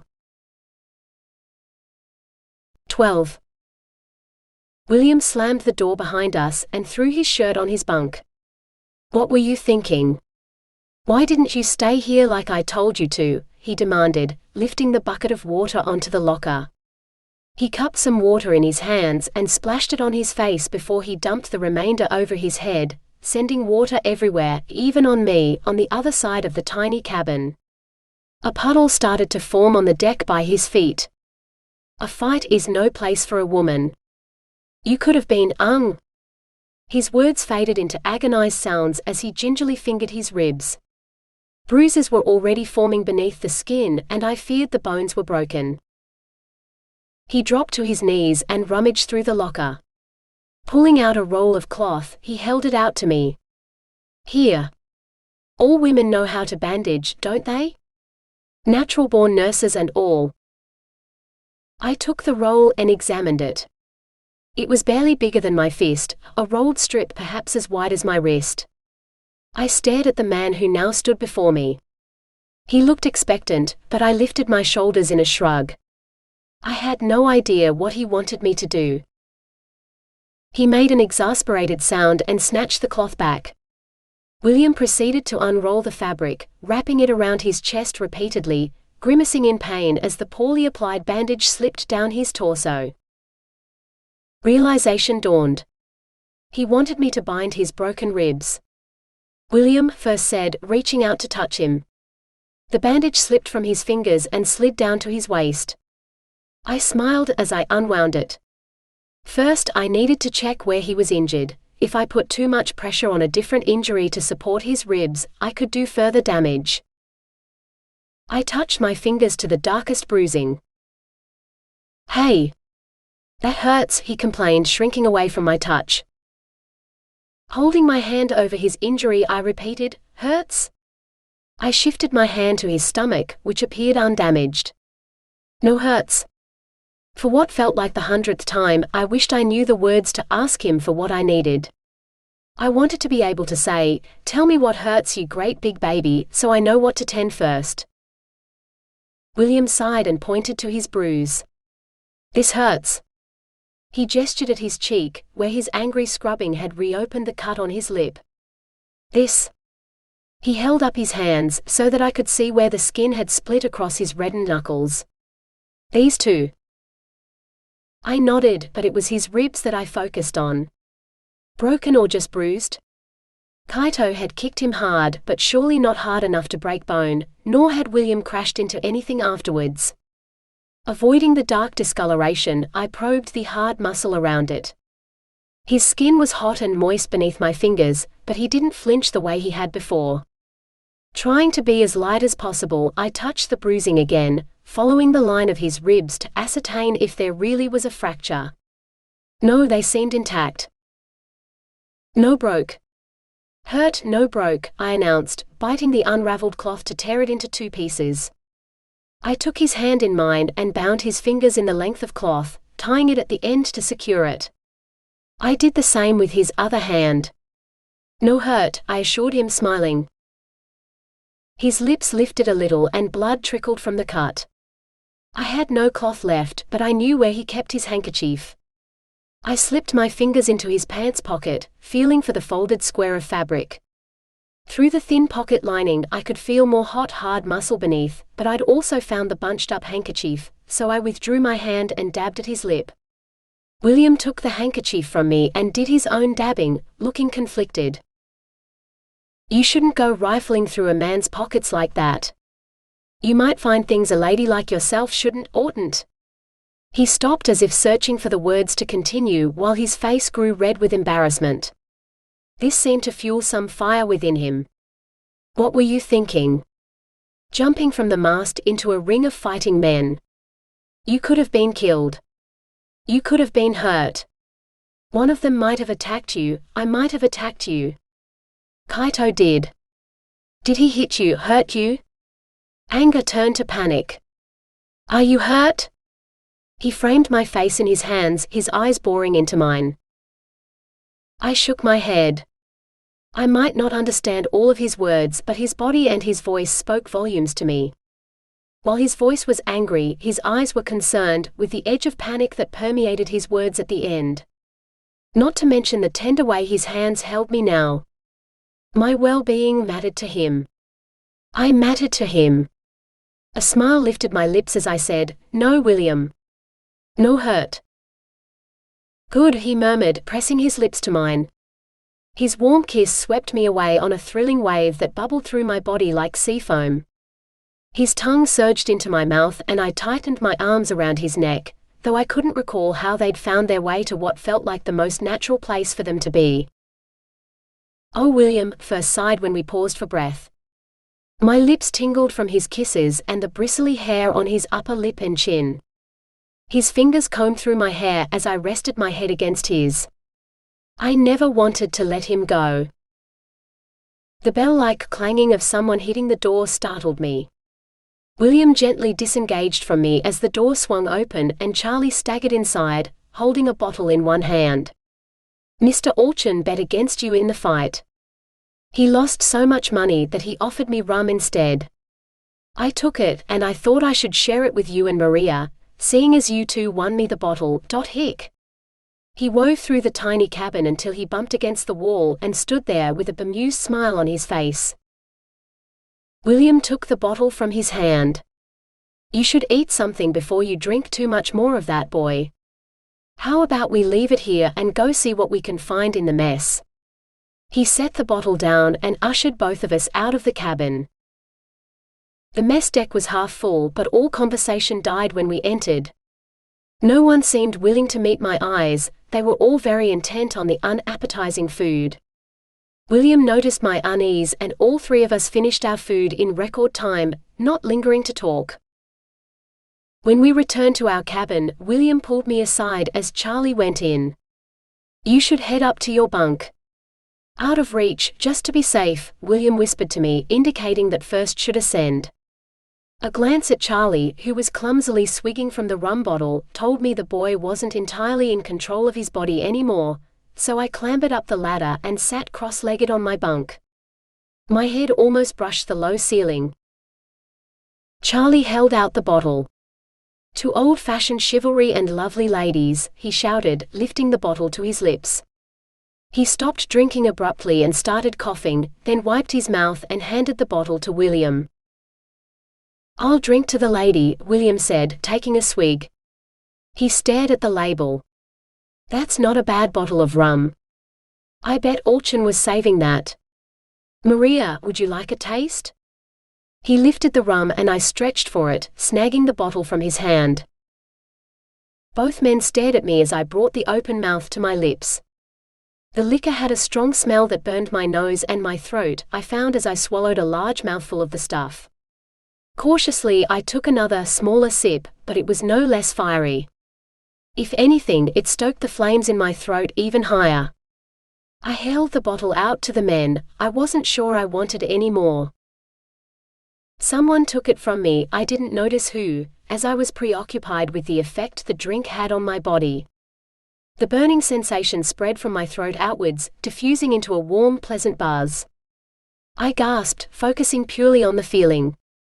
The only time I'd ever felt anything like this was in Giuseppe's arms, or when I'd kissed William, though the bottled warmth was far inferior to both of these. It was like comparing my raft to this ship. No comparison at all, really. After several minutes, I became accustomed to the rum's effects, and I thought about tasting it once more. I crept forward, my legs sliding off the edge of the bunk. I looked down, I could easily jump the distance to the floor. A warm hand closed around my ankle. "You have beautiful legs, Miss Maria," Charlie slurred, stroking my foot with one hand as he took a deep draught from the bottle with the other. I laughed, tugging my foot from his grasp as I seized the rum. I tipped the bottle up and drank until someone ripped it from my hands. "That's enough for you, lass. Hard liquor's not something you should drink too much of." Angrily, I reached for the bottle William held, but he turned away, swallowing the rest. He held the bottle upside down. Not a drop fell from it, he'd emptied it. I heard a groan and peered down. Charlie was crawling toward the door. He fell face first into the tin bucket an instant before he vomited explosively, and the bucket caught it. William grasped my still-reaching hand as he set the empty bottle on the locker. That's what happens when you drink too much. The only cure for it is time. He strode over to Charlie and hauled the boy to his feet. Thrusting the bucket into the boy's hands, he said, "Time to go back to your own cabin to sleep it off, lad. Thank you for sharing your winnings. You'll wish you hadn't won them in the morning, but you'll have to learn some time." He half-carried, half-dragged the boy into the passage and closed the door. I heard Charlie throw up again before his shuffling steps faded down the corridor. The liquor in my stomach seemed to ignite, making me see stars. I wanted to kiss William again before the stars faded, and maybe more besides. I swung my legs over the edge of the bunk and jumped. I landed on my feet, but there was something wrong with my head, and I seemed to have lost most of the coordination in the rest of my body. I staggered and William caught me. "Easy, lass. You're drunk. I hope you can hold your liquor better than Charlie, for he took the bucket." I pressed my hands to his cheeks and sucked in a deep breath, my vision blurring as I tried to focus on his lips. Clumsily, I managed to touch my lips to his, and memory took control. Or perhaps it was passion. For a moment, he resisted, but the rum seemed to have burned away all resistance and some of the communication barriers between us two. Feeling like it was on fire, my body melted in his arms, molding around his so that we fit together perfectly. Our tongues danced in the fighting ring formed by our lips, but this was different. A desire to feel him on his back beneath me crept into my thoughts, and I pushed him toward the bunks, struggling to remember Kaito's moves. Shoulder waist. Yes. William landed on his bunk and first sat astride him, still kissing him with every ounce of my being. William. I wanted William. I wanted to be as close to him as I could be. To feel his skin against mine as our passion drove us to greater heights. To love him as I'd loved Giuseppe. Giuseppe. I drew a sobbing breath as tears cascaded down my cheeks. William sat up, maneuvering my body so first sat across his lap, my legs dangling side by side over the edge of the mattress. Firm arms cradled me to his chest as I cried. "It's all right, lass. It was only a stupid wager. I'd never have let anyone hurt you, and your honor is safe with me. Even drunk, I could never take advantage of you. You're worth more than that. One day, you'll make the next man you choose to marry very happy. Here, you just hold on to me until you feel better." I cuddled up to him, reveling in the bliss his arms held, and wondered how I could ever want anyone else but William. 13. I squinted up at the ceiling, unable to remember how it had acquired stripes. Sitting up, I scanned my surroundings. The cabin looked the same, but I was lying in William's bunk and not my own. I'd slept in my rumpled clothes. Ugh. I swore never to do it again, not while I was capable of undressing myself to sleep without them. William. Where was William? The door swung silently inwards and I moved into a crouch, ready to spring if my visitor proved a threat. "Good morning, lass. I brought you some water to wash with. I figured you'd want more privacy than the sailor's washroom. How are you feeling this morning?" William offered his hand and first accepted his help to stand up. I yelped and wished I hadn't. It felt like another fight had started inside my head and the combatants were trying to beat their way out through my forehead. I pressed my hands to my head and was shocked to discover that it wasn't bulging in the slightest. I whimpered at the pain, just wanting it to stop. "After that much rum last night, I'm not surprised your head hurts. It does, right?" I nodded and winced as that made the pain worse. "Hurts," I whispered. William crouched on the floor beside the bed. "Then you're lucky I know where they keep the medical kit on this boat. The aspirin's gone, but I found something called Aspro that looks like it does the same thing. Here, have you taken pills before?" I stared at the small round tablets in his hand, then lifted my eyes to his face. I had no idea what he expected me to do with them. He smiled. Good thing I brought a few spare. Right, you put them on your tongue like this. He placed a tablet on his extended tongue, then pulled his tongue back into his mouth. Take a drink and swallow it down, but don't bite it. He took a mouthful of water and swallowed, then stuck out his bare tongue. See? Gone. 2 should see to your hangover. He pressed 2 of the tablets into my hand, holding out the cup of water. Go on. I stuck my tongue out and laid the pills on it. The taste was unpleasant and they were as dry as bone. I drank some of the water, which filled my mouth with the nauseating taste that remained even after I'd swallowed the tablets. I finished off the cup and hoped the whole ordeal would be worth it. Anything to rid myself of the pounding inside my head. William pointed at his pillow. Rest. They take a little while to work. I reclined slowly, relieved when the pain lessened as my head hit the pillow. I turned to watch William, hoping he might be able to distract me from my hurting head. He'd removed his shirt and I could see the pale lines of scars on the smooth skin of his back. They looked too straight to be from Portuguese man-o'-war tentacles, as mine were. Perhaps he had different jellyfish in the waters near his home. He wrapped his fingers around a brush, rotating it into the palm of his other hand until the bristles were covered in creamy foam. To my fascination, he smoothed this foam across his cheeks and his chin. He even spread a thin layer on his upper lip, before frothing up a handful more of the stuff to coat his throat. Once he'd carefully rinsed and dried his hands, he unfolded a blade and began sharpening it. The silvery metal glinted in the morning sunlight streaming through the porthole, as I wondered why he needed such a sharp edge. Perhaps I should have felt a premonition of danger, but the blade in William's hands held no fear for me. This was my grandfather's, he said, rubbing his thumb across the cream-colored handle.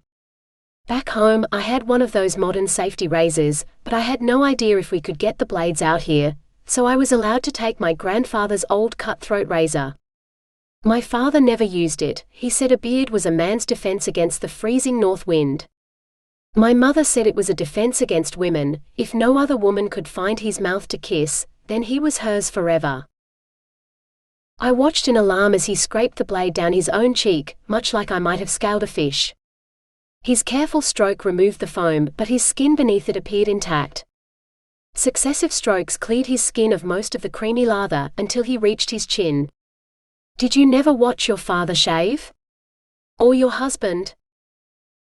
I stared mute as he continued. He squinted at a small circle of glass he'd propped up on the locker, puckered his face and cautiously ran the edge of the blade down his chin. He pulled comical faces, pulling the skin this way and that as he scraped the soap away, pausing every few strokes to rinse the blade. When there were only faint lines of foam left and a blob that had somehow adhered to his ear, he splashed water on his face and toweled himself dry. He lifted the bowl of water, its surface now swimming with the scum of what had once been the lather on his face, and tipped it out the porthole before he turned to face me. I gasped at the transformation. Gone was the stubble at his throat, the neatly trimmed beard on his chin and the bristly moustache that had adorned his upper lip. His face looked as smooth as mine and I wanted to touch him. I wanted to know what it felt like to kiss him without the tangle of facial hair he'd worn since the day we'd met. As William buttoned up his shirt he said, "When we reach shore, I'll help you find your family so you can go home, where you'll be safe." I shook my head. No family. No home. No more. William dropped to his knees beside me. No family left at all? No home? Maria. I looked into his horrified eyes and nodded slowly. Without warning, he gathered me in his arms, pulling me up so that I faced him. Only a breath separated our lips and his eyes drew me deep inside. I will find a home for you. I swear it.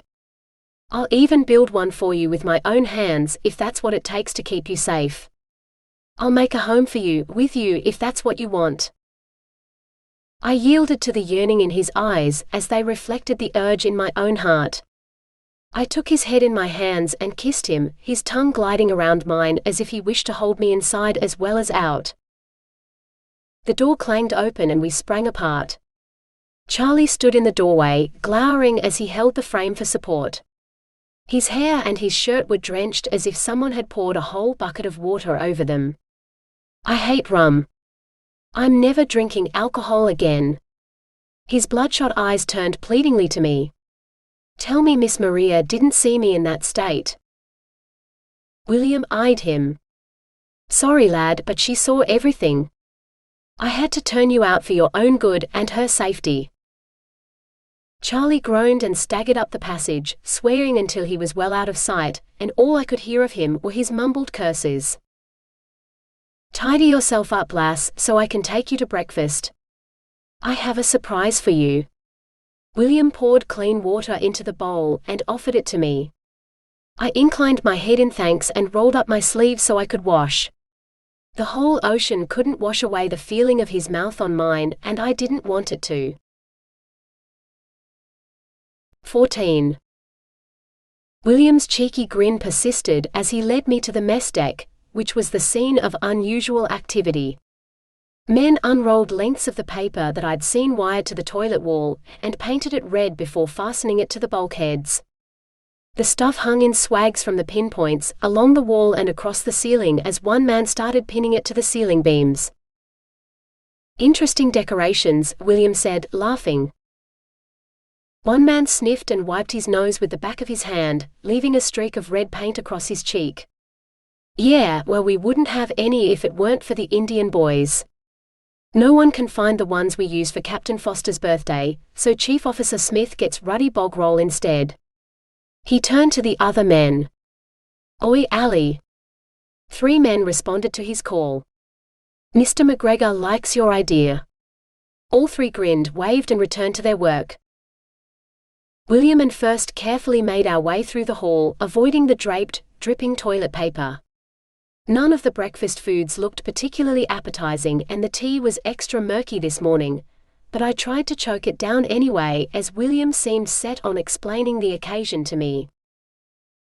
"It's the chief officer's birthday, so we'll be having cake for pudding tonight, and the captain has promised he'll get the gramophone out. Smith has an impressive record collection and he picked up some jazz ones in New York that he seemed pretty excited about. He's a big fan of Cole Porter, so I'm sure you'll hear heaps of him tonight. And speaking of music..." He coughed, looking uncomfortable. "I was wondering if you might be willing, if you'd agree to, if you'd like to. Do you know how to dance, Maria?" "Dance?" I tasted the word, knowing its meaning. I'd lost count of the number of times I'd watched the Islanders back home dance at some celebration or other, wishing I could join in, but knowing I could never. The intricate patterns as people spun around each other in matching movements. I'd practiced the steps alone in the dark, as the faint strains of the music carried to me across the waves and sand.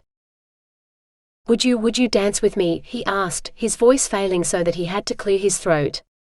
"Please?" Nervously, I wiped my mouth.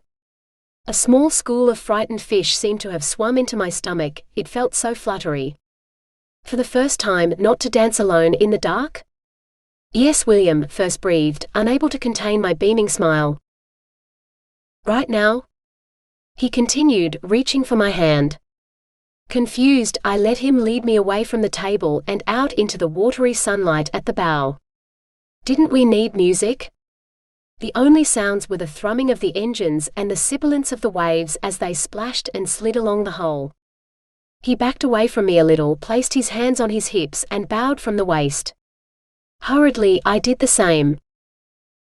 William grinned at me and raised his hands above his head, clapping to a beat only he could hear.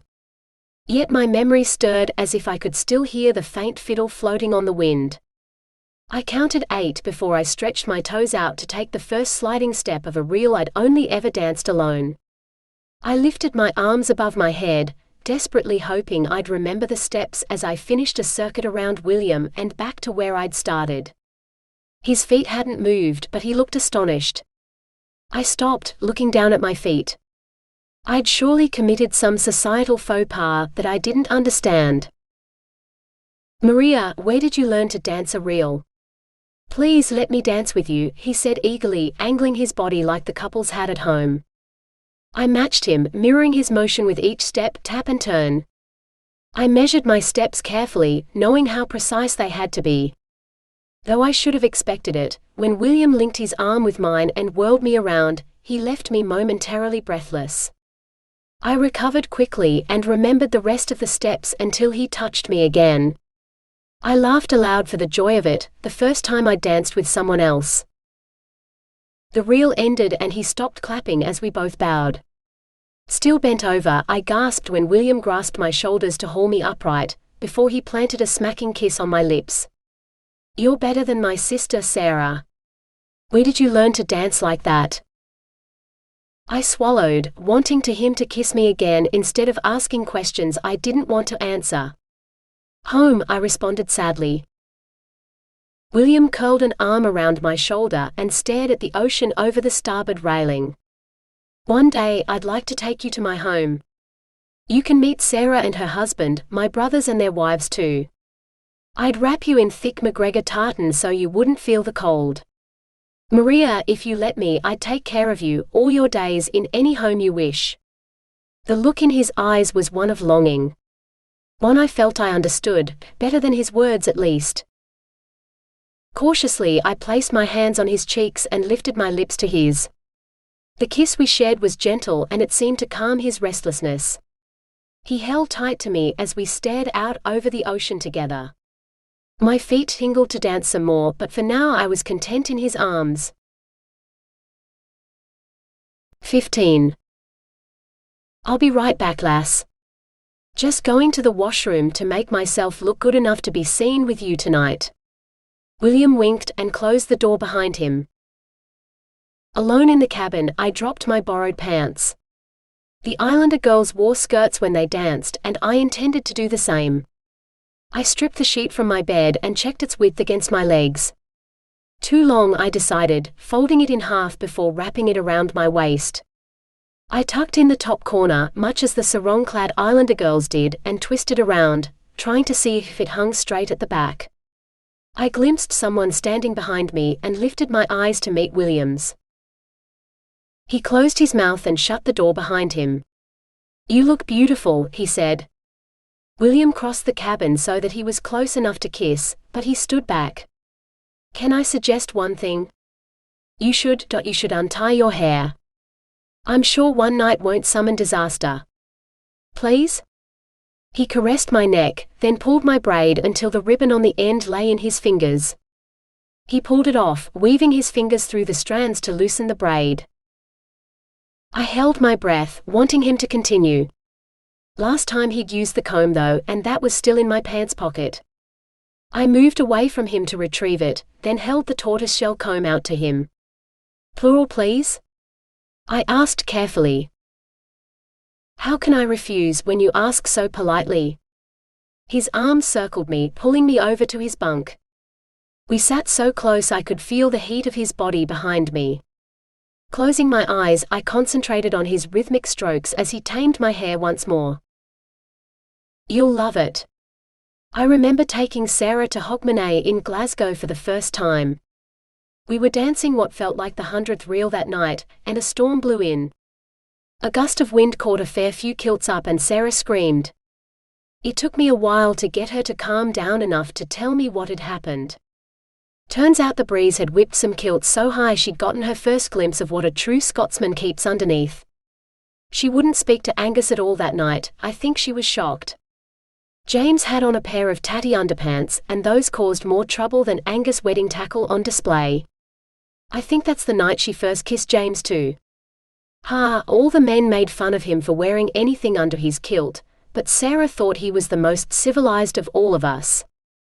It wasn't more'n a year later that she married him, true Scotsman or no. William chuckled and first felt his breath on my neck a moment before his lips touched my skin. "I'd ask you to be mine, right here and now, if I knew you understood what I was asking, Maria. What have you done to me? I've barely known you a week, but it feels like longer. You've bewitched me so I want no one else, and no future without you in it." He fell silent, and I turned to see the reason for it.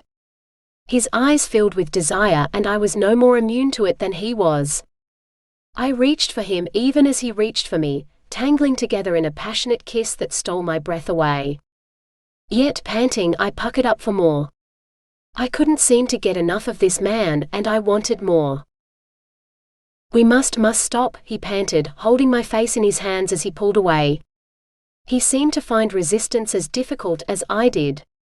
You look like an angel, Maria, all dressed in white with your gold halo of hair.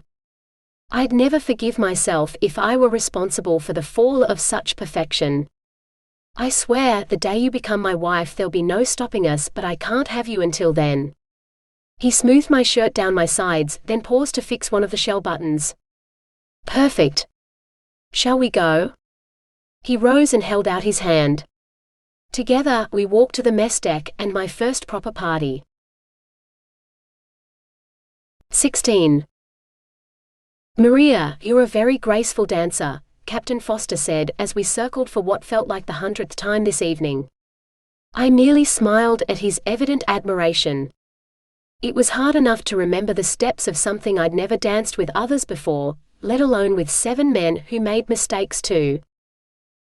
I crossed the floor again to switch partners and was relieved to find I faced William.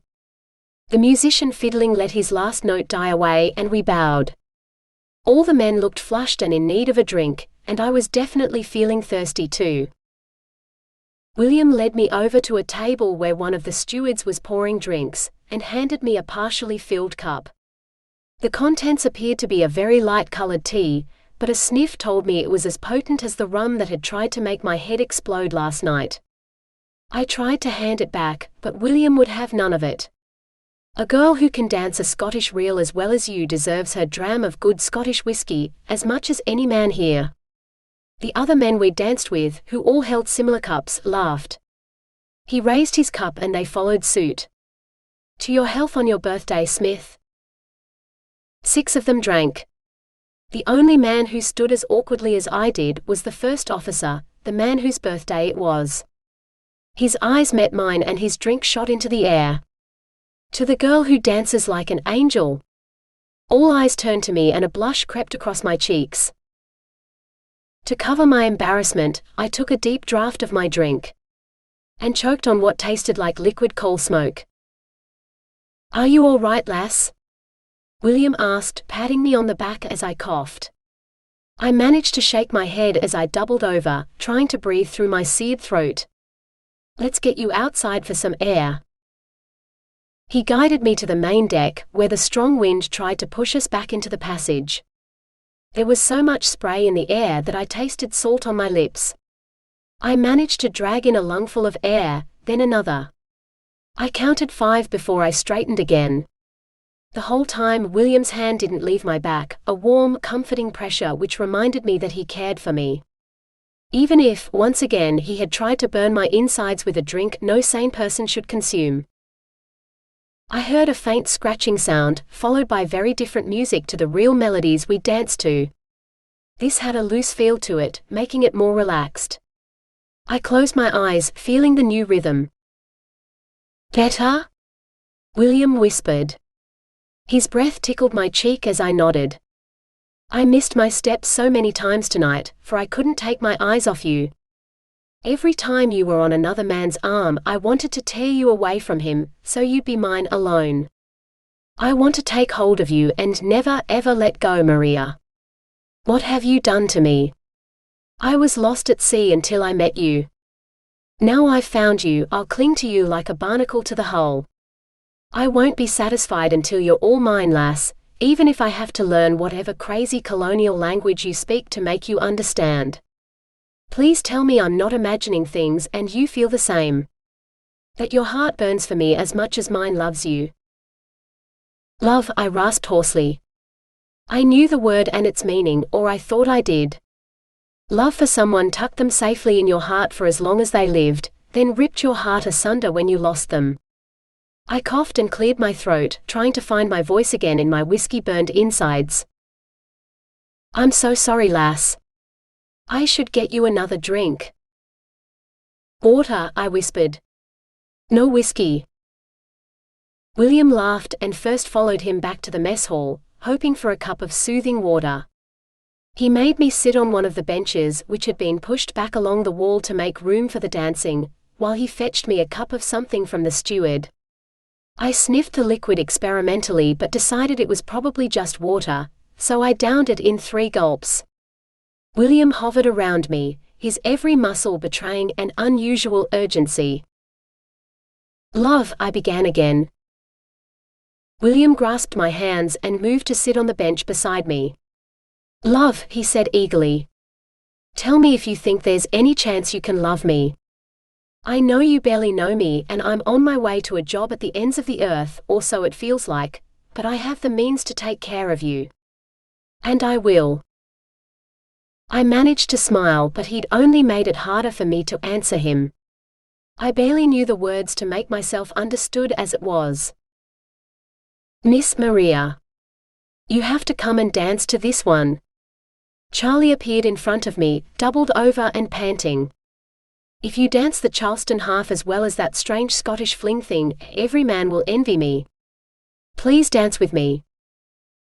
William's grip on my hands tightened and his voice came out through gritted teeth. "Maria and I are having a private conversation. Go find someone else to dance with, lad." "You can't keep her all to yourself, Mr. McGregor," Charlie persisted. "She's the only woman here and she's not your wife. Maria has the right to dance with whoever she wants to, without your permission. Maria, will you please dance with me?" He held out his hand to me, his eyebrows pulled so low that they seemed to meet over the bridge of his nose. "Lad, for the last time, leave us alone or—" "McGregor. A word, please?" Captain Foster appeared, looking serious. William looked desperately at me. "Look, Captain, I promised I'd take care of Maria tonight. We were. Charlie will take good care of her while you and I have a chat. I'm sure she'd only be bored, listening to talk about the mechanics of the ship. Go on, lad. Maria here is so light on her feet, you'll swear you're dancing with an angel. Don't step on her toes, mind." The captain pried my hands from William's and gestured at the open space where we danced earlier. "What girl doesn't love a chance to dance, right, Maria?" Charlie grabbed my wrist and towed me away from William before First could protest. "He sounds like he's your dad or something. Trying to keep you away from me because I'm not good enough for you. I'm only an apprentice now, but I'll be fully qualified one day, with apprentices of my own. It's not like I'm asking for your hand in marriage. Not yet, anyway. Just a dance. Please, Maria." His eyes mirrored William's desperation. I glanced around, but both William and Captain Foster had disappeared. I took a deep breath and summoned a smile for the sweet boy. "Yes, dance?" He seemed incredibly nervous as he stopped and faced me. I felt his arm inch across my back as his clammy hand fastened tightly over my fingers. He counted us in and promptly entered some sort of jerky fit, a grotesque parody of the reel I'd danced earlier with William. I glanced around, but no one seemed to find this unusual. Charlie grinned. "It's the Charleston. You got to shake your arms and legs about like this." He demonstrated, letting his arms and legs fly everywhere. A painful kick to my knee made me cry out, and his flailing movement ceased as he buried me in a waterfall of apologies. Seeing my way out of this confusing situation, I hobbled back to the bench with Charlie trailing behind me. After several seconds, I indicated that I would like a drink, and he dashed to the now unmanned drinks table to procure 2 cups. He presented these to me with unnecessary ceremony, but I smiled and thanked him, all the same. A surreptitious sniff told me it wasn't water, so I carefully set it on the bench beside me.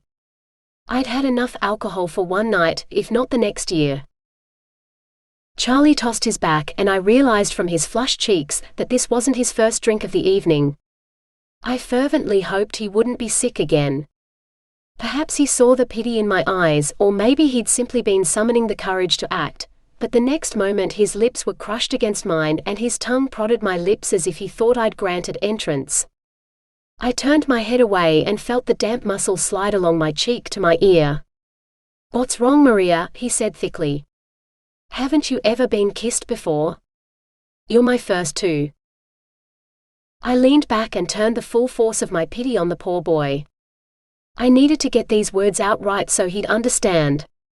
I love William. It came out as barely more than a whisper, but he reacted as if I'd shouted. Rearing back, he stumbled away from me, hurt. Maria, he whispered, then bolted out the door to the darkness. 17. Alone in a room full of people, I drew my knees up to the bench beside me and closed my eyes, listening to the music from the gramophone. I longed for William to return and hold me again, so I could tell him that he had a place in my otherwise empty heart. Sleepily, I sang along with the melody, so faint I could barely hear my own voice as I thought of William. Not knowing the song's words, I sang my own, calling him to return and claim me. Maria. The unfamiliar voice made me jerk my eyes open. A forest of hands extended toward me as the assembled crew all asked the same thing, requesting that I dance with them. No. This wasn't possible. They couldn't have heard me. How could they have known what I wanted from the one man who wasn't among them? I jumped to my feet and shrugged off their pleas. William, where was William? I couldn't see past them to find him. No. No. I insisted, trying to push through them. I could see the door, but there were too many men in my way. I stumbled on anyway, shoving through them and stepping on my sarong skirt.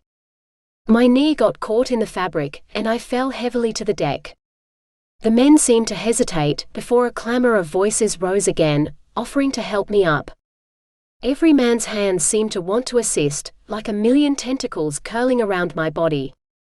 Between them, they lifted me to my feet, but the sarong had somehow come untied, so it slid to the deck and almost tripped me again as I struggled to escape their kind but misguided attention. I fought my way free from its folds and hurried to the exit. I wanted to scream at them to leave me alone and not touch me, but I didn't know the words. I almost made it before a dark shadow barred my way. 2 more hands grasped my shoulders and my tears of fury spilled over. No! I cried, trying to push the man out of my way. What's wrong, Maria? William asked gently, taking in my messy appearance. When his gaze reached my bare bruised knees, his expression tightened. What happened? Where is your skirt? Now the tears had started, I couldn't seem to turn them off. Faster they fell as I tried to pull out of his grasp, so I could go hide in my cabin. I'd had enough revelry and dancing for one night, for all my nights. It's all right, lass, he said. I cried out in alarm as he swept me up in his arms. My feet grazed the bulkhead, the passage wasn't wide enough for this. McGregor, the captain began. I hadn't seen him standing in the shadows beside William. Had he witnessed my weakness too? I struggled to be set on my own feet again. Looking hurt, William gave me my freedom. I swore I'd keep her safe and I won't break my promise. It's your ship and they're your crew, you sort them out. All I'm worried about is Maria. Captain Foster sighed. Take care of her then, and find her some clothes. God only knows what happened this time, and she surely won't tell us. Go on. He waved his hands in the direction of the sleep cabins. Cautiously, I took William's hand. I took 2 steps toward our cabin, but he hadn't moved, letting my arms stretch out behind me. 1 more step and I'd have to let go. I didn't want to. No hurt, I said slowly. No more dance. I laid my cheek on the back of my hand, as I'd seen him do when he slept, and closed my eyes. Rest. Perhaps in the morning I'd have the courage to tell him the secrets of my heart. 18. I turned over in my narrow bunk, hoping to find some spot that was more comfortable, but it was no use. It wasn't the music I could still hear from the party in progress, keeping me up, either. No matter how I lay, I still felt the grasping hands on my body, wanting more from me than I was willing to give. How had a ship full of sane men suddenly become one crewed by lust-crazed monsters? I wanted the comfort of William's arms around me to drive away the sensation of his shipmate's assault. Peering down at the bunk below me, I wondered if I could persuade him. His soft snores told me I'd have to wake him first, or slip into his arms as he slept and hope that would be enough. The more I resisted the urge, the more I ached for him until I finally gave in and climbed down the ladder to the floor. I slipped beneath the blanket, cuddling up to his warm body to find the man slept in a vest and some sort of short pants, instead of naked as I did. After a few minutes, his arms closed around me just like I wanted, as he seemed to rouse. "Maria," he murmured. "Yes, William," first whispered back, pressing my body close against his. I could feel his arousal and I suddenly wanted that too. A hot, passionate encounter to drive the day out of my mind. I slipped my hands into his shorts, stroking his hard length. I wanted him so badly, I'd never felt such longing for Giuseppe. "Forgive me, Giuseppe, but William is warm and here and you can never hold me in your arms again as you tell me you love me," I thought. And William woke and first had no thoughts left for Giuseppe, only for the man beside me, who had ripped his clothing off. He stroked my breasts and belly so hard it seemed as if he wanted to leave bruises beneath his fingers. His hands dipped lower still, setting my thighs on fire as he caressed those too, parting my legs. His fingers slipped inside me at the top of each stroke, trailing wetness down my inner thighs before stroking inside for more. I moaned without words for the pleasure he gave me and how much more I craved. He seemed to understand exactly what I wanted. William's hands wrapped around my thighs, his fingers spreading my lower lips wide. He lifted me as he shifted so that I was poised above his hard head, wet and waiting. I tried to squirm down onto him, but all I managed to do was drive his fingers deeper. "Oh yes," I moaned, wanting more. He slammed me down against him as he drove up inside me. "Oh God, Maria," he groaned, drowning out whatever sounds I made. Blissfully, I tried to hold tight to his hard heat inside of me, but he withdrew almost completely before he thrust deeply again.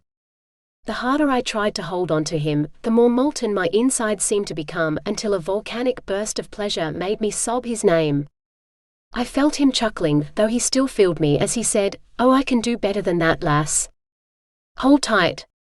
He seized my hips and ground me against him with each slow thrust, the steady rhythm building the heat hotter still. "Oh yes, William, oh."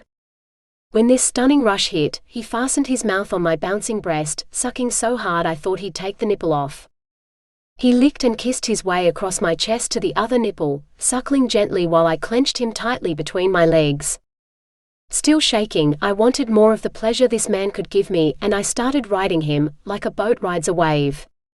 Flying over the crest, then slamming down into the trough, spreading my legs wider to drive him as deep inside me as he could go, my hips rocking as the heat built inside me so slowly I thought I'd scream before it released.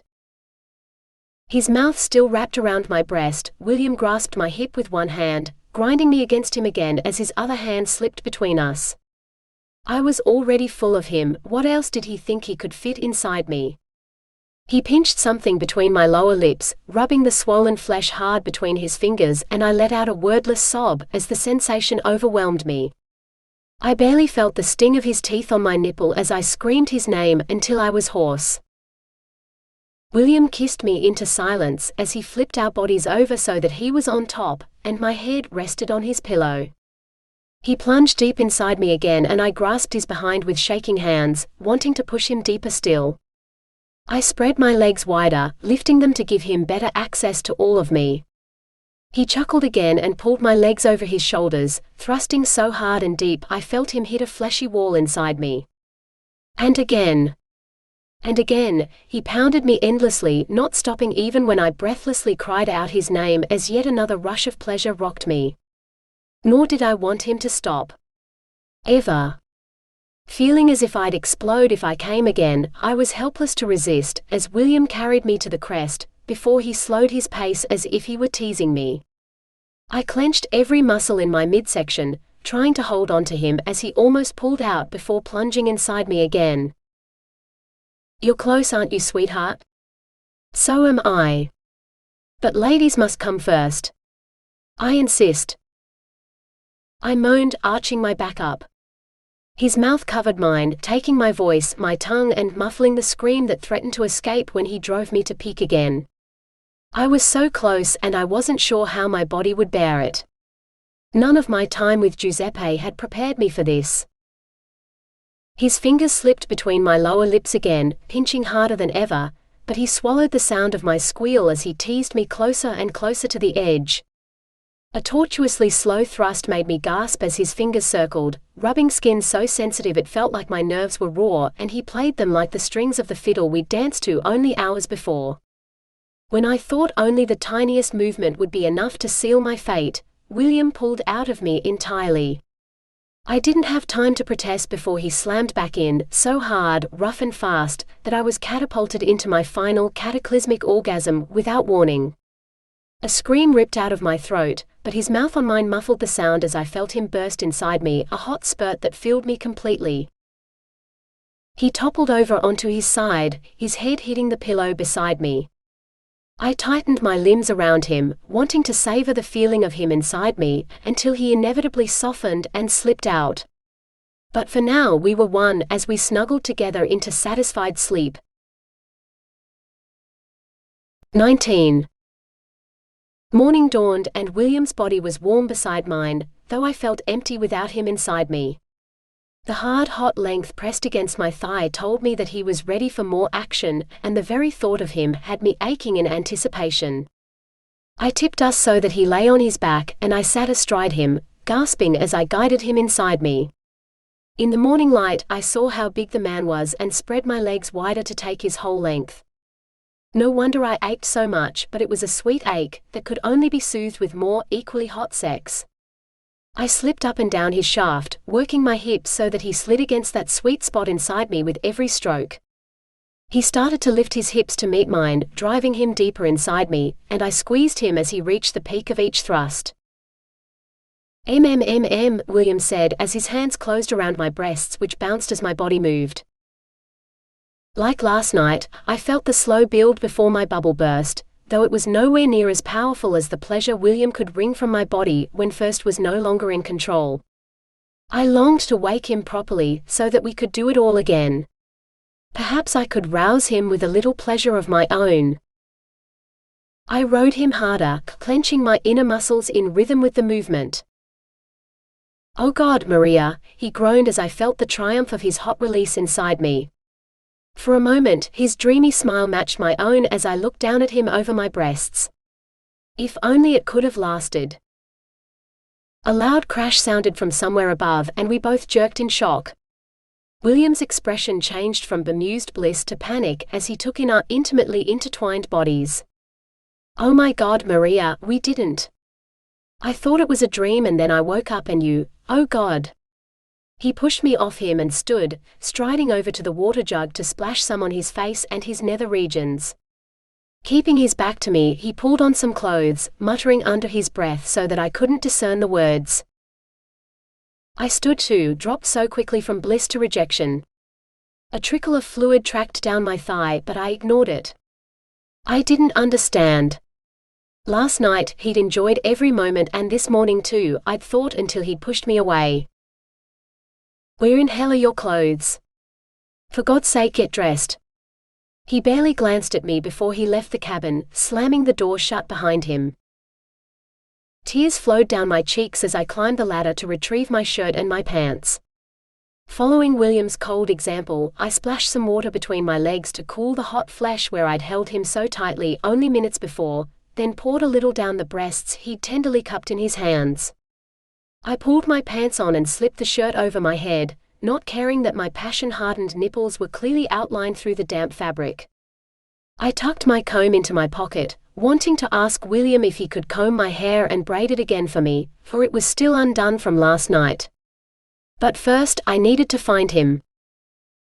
Swiping the tears from my face, I strode out into the passage, intent on making him tell me what I'd done wrong. I had no idea how I'd manage to ask him, nor whether I'd understand his explanation, but I had to try. I didn't want to make the same mistake again. I wanted to share more nights like last night with him. Forget Giuseppe, for he was cold and dead. He could never touch me and heat my blood again. I wanted William, forever and always. Someone grabbed my arm and something hard struck my face. I found myself lying on the deck, staring up at the blank bulkhead, before a boot came into view. It kicked me in the head and everything faded to black. 20. I awoke to darkness and the creaking of metal under strain. I woke to aching and pain too, as I tenderly touched my bruised face, remembering the blows that had knocked me unconscious. How much time had passed? In the lack of light, it was impossible to judge time, so I didn't. More important was where I'd been lying, somewhere below decks and below the waterline too, if the bulkheads made so much noise. I shouted, listening to the echo of my voice to judge the size of my prison. The echo was decidedly hollow, placing me in one of the large cargo holds. First, I had to find my way out. There were 3 possible exits, the hatch in the ceiling or the hatch in the wall that led to the lower deck, both of which were kept firmly closed most of the time, or through the hull, but that would sink the ship. The ceiling hatch was too high for me to reach, unless I stood on the shadowy cargo. Standing on the edge of the catwalk that ran along the side of the hold, I stretched my foot out toward the flat substance filling the hold almost to the level of the catwalk. My toes sank into what felt like wet beach sand until most of my foot was covered with the stuff. I wasn't sure how deep the hold went, but I didn't trust the mud that filled it to hold my weight. That ruled out the ceiling hatch. With considerable difficulty, I pulled my foot free of the sucking mud, and headed along the catwalk toward the door hatch. This one I could reach easily, it was a door after all, but there was no way to open it. A piece of metal in the middle told me that there had once been a valve wheel attached to the door for precisely this purpose, but my jailer had removed it before imprisoning me here. I hammered on the door, shouting until my sore throat stole my capacity for sound.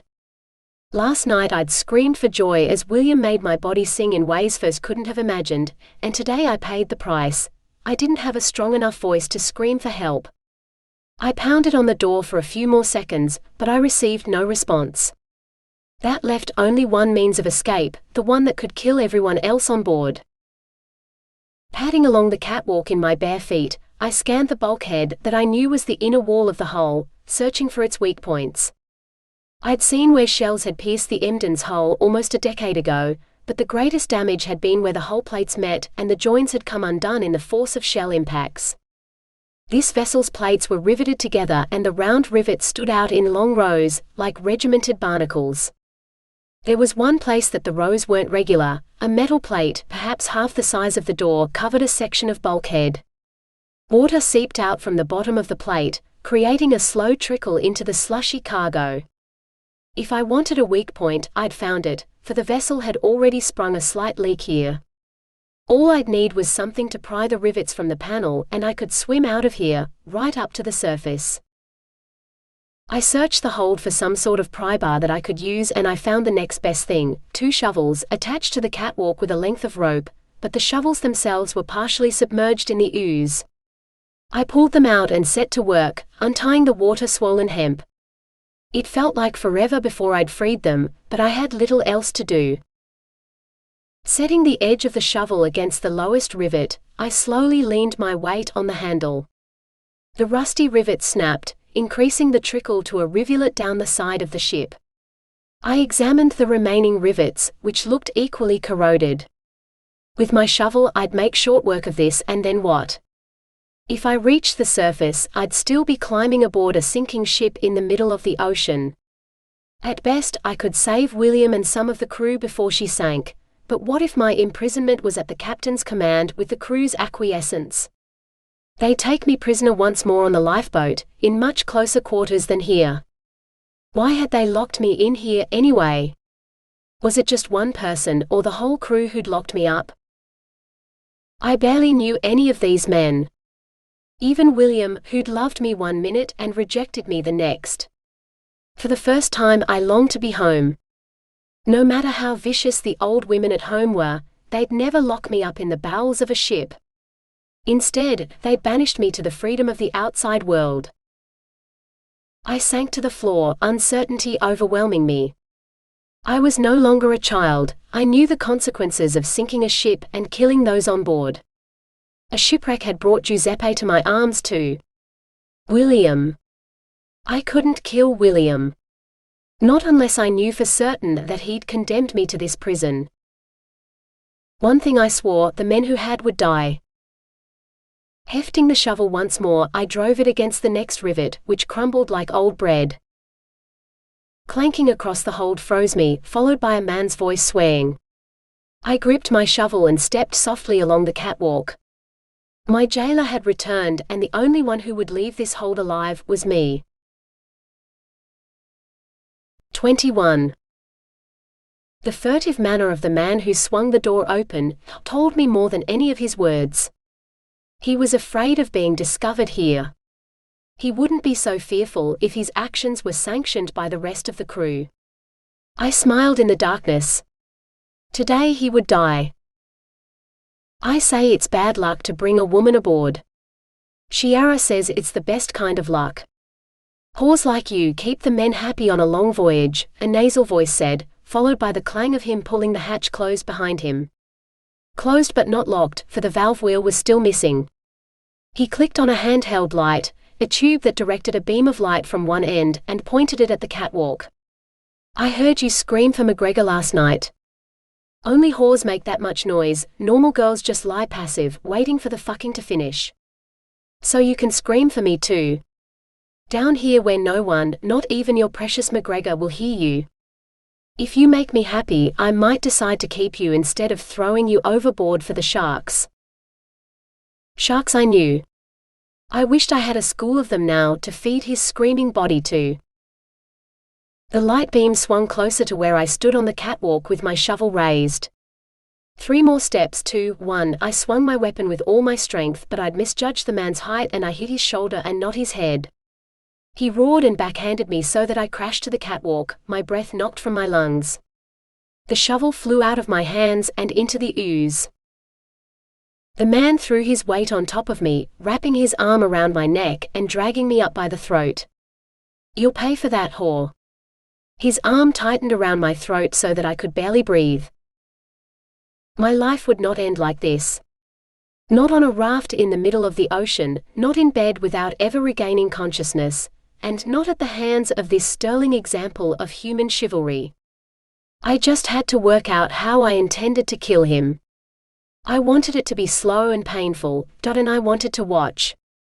Sharks, I'd settle for just one of the beasts right now. The bastard let go of my throat, hefting my body as if to throw me.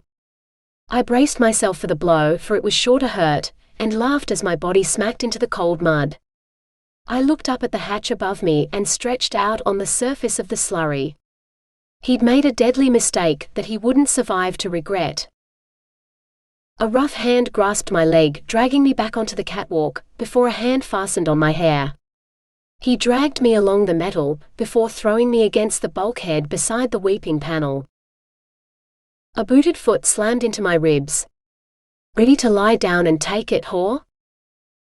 No, I managed to say before he kicked me again. His hands tore at my pants, but the fabric was too thick to rip, so he swore some more. A smile sprang to my lips as I balled up a fist, socking him right in the fork. Oh, it felt satisfying to cause him pain. Bitch. He let go of me for a moment and I drew a deep, burning breath. He lunged for me again with murder in his eyes. I rolled and grabbed the other shovel, raising it to hit him with it. He deflected the blow, so it clanged against the bulkhead instead. A rivet clattered to the catwalk. We fought for the shovel, both pinning it against the hull, and I felt it grind through one rivet and then another. The panel slid beneath me as water splashed my bare feet. I hadn't wanted to sink the ship, but this bastard had forced my hand.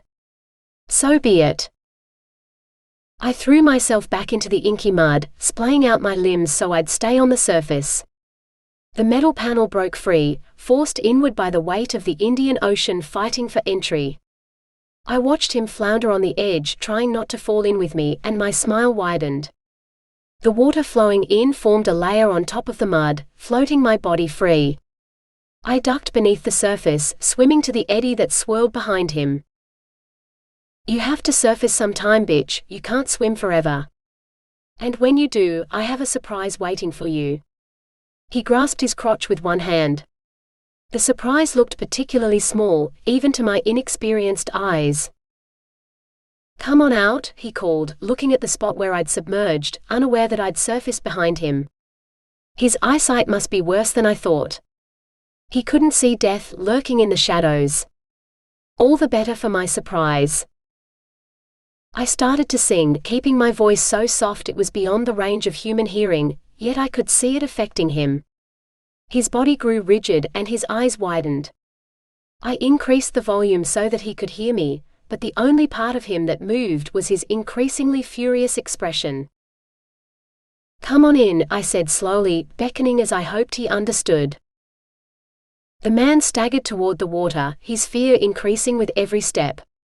I sang again, louder still, and his pace increased. 2 more steps. 1. He splashed into the water, feet first, and his boots dragged him deep into the mud beneath the surface, where he couldn't breathe. He stood like a statue, desperately trying to move as he held his breath. But this man was in my world now, and he would never leave it. I dove under the surface, so that I could float face to face with him as he died. I wondered if he could see me as well as I saw him, but I didn't care. This was for my satisfaction and not his. When death claimed him, his arms lifted from his sides and his head sagged, my control over his body died with him. Leaving the corpse behind, I shot to the surface before I was forced to swim through the filth that his body expelled. Drowned men voided their bowels like any other dead body. I eyed off the hole in the hull. Water was pouring in so fast that there was nothing I could do to stop the flow. I couldn't save the ship, but perhaps I could save some of its crew if I hurried. Hauling myself out onto the catwalk, I slammed the door open and sprinted down the passage and up the ladder to the crew quarters. Darkness followed me, for it was nighttime and most of the lights were dimmed for sleep. I shook the young apprentice awake. Charlie. Ship is sinking. The boy grumbled under his breath but didn't wake, so I took a deep breath and started to sing again. If I could control the angry attempted rapist, the sympathetic Charlie would be no problem, I hoped. Ship sinking. Save everyone, I told the boy. The boy nodded and crawled out of bed, heading for the captain's cabin. I hid in the shadows while I watched him hammer on the captain's door and tell him of the impending disaster. Satisfied, I headed up to the deck. The sea surface looked closer than it had since I'd boarded, just a short jump and I'd be swimming again. I glanced back at the men clambering into the lifeboats. For a moment, I considered killing them all, so that none would live to tell the tale of the girl they'd found floating in the middle of the ocean. They'd let the bastard imprison me after all. Even if they hadn't condoned his actions, they hadn't stopped him or tried to help me. No. Their chances of survival were slim enough without my interference. Sober, most of them were kind men who deserved a chance at life.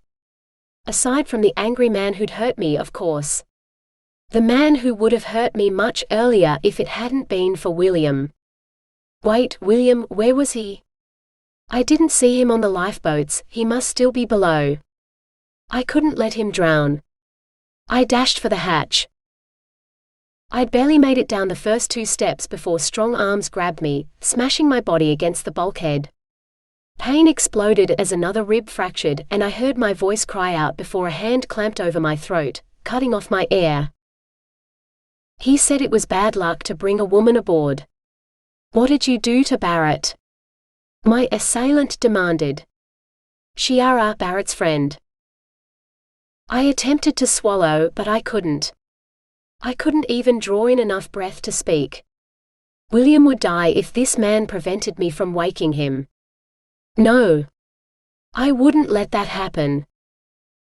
He slammed me against the bulkhead again, further abusing my already bruised body. I found him in the hold. You didn't know he was meeting me there, did you? You killed him and sank the ship, bitch. You're trying to kill us all, just like I bet you did to your last ship. And I'm going to make sure you gurnth. I dropped my knee from his crushed balls, sucking in a deep breath. William! I screamed. I had to save him, there was so little time. The ship was sinking fast. Shiara's fist met my jaw, engulfing my head in blinding blackness, and I crumpled to the deck. He was on top of me, wrenching at my pants before I could even see. I'm going to fuck you right here outside the captain's cabin for that, bitch. And then I'm going to leave you here to drown with the ship. I gritted my teeth. No. My pants ripped and a meaty hand bruised the bare skin of my thigh. His other hand fumbled between us for his own pants as he shoved his knee between my legs. Yes, he grunted. No, another voice said as a gaff slammed into the side of Shiara's head. Shiara crashed against the bulkhead and didn't rise. I hoped he'd been knocked out cold. He and Barrett had agreed to meet in the hold, where they'd imprisoned me. Both of them had planned to rape me and neither would survive the night, I vowed. A clatter caught my attention as William threw the gaff down and extended his hand. Are you all right? He asked as he helped me to my shaky feet. I nodded, swallowing in the hope of finding my voice. Thank you, William. He grinned. Any time, lass. I'm sorry I didn't come sooner, before he hurt you. He waved at my torn clothes, reddened and averted his eyes. I glanced down. My breasts were visible through my torn shirt and my pants hung low on my hips, exposing more skin. I tried to cover myself up with the shredded shirt, but I fought a losing battle. Let me get you another shirt. I'll have to buy more when we make port. I've never met a woman who liked to destroy my clothing so much. He took my arm and tried to pull me into his cabin. I've been looking for you all day. I need to explain, to apologize to. I shook my head and pulled back. Ship sinking. Must go. I pointed in the direction of the lifeboats above. It was my turn to tug on his arm, trying to convey my urgency. I didn't know the right words to make him move. Not die, I said.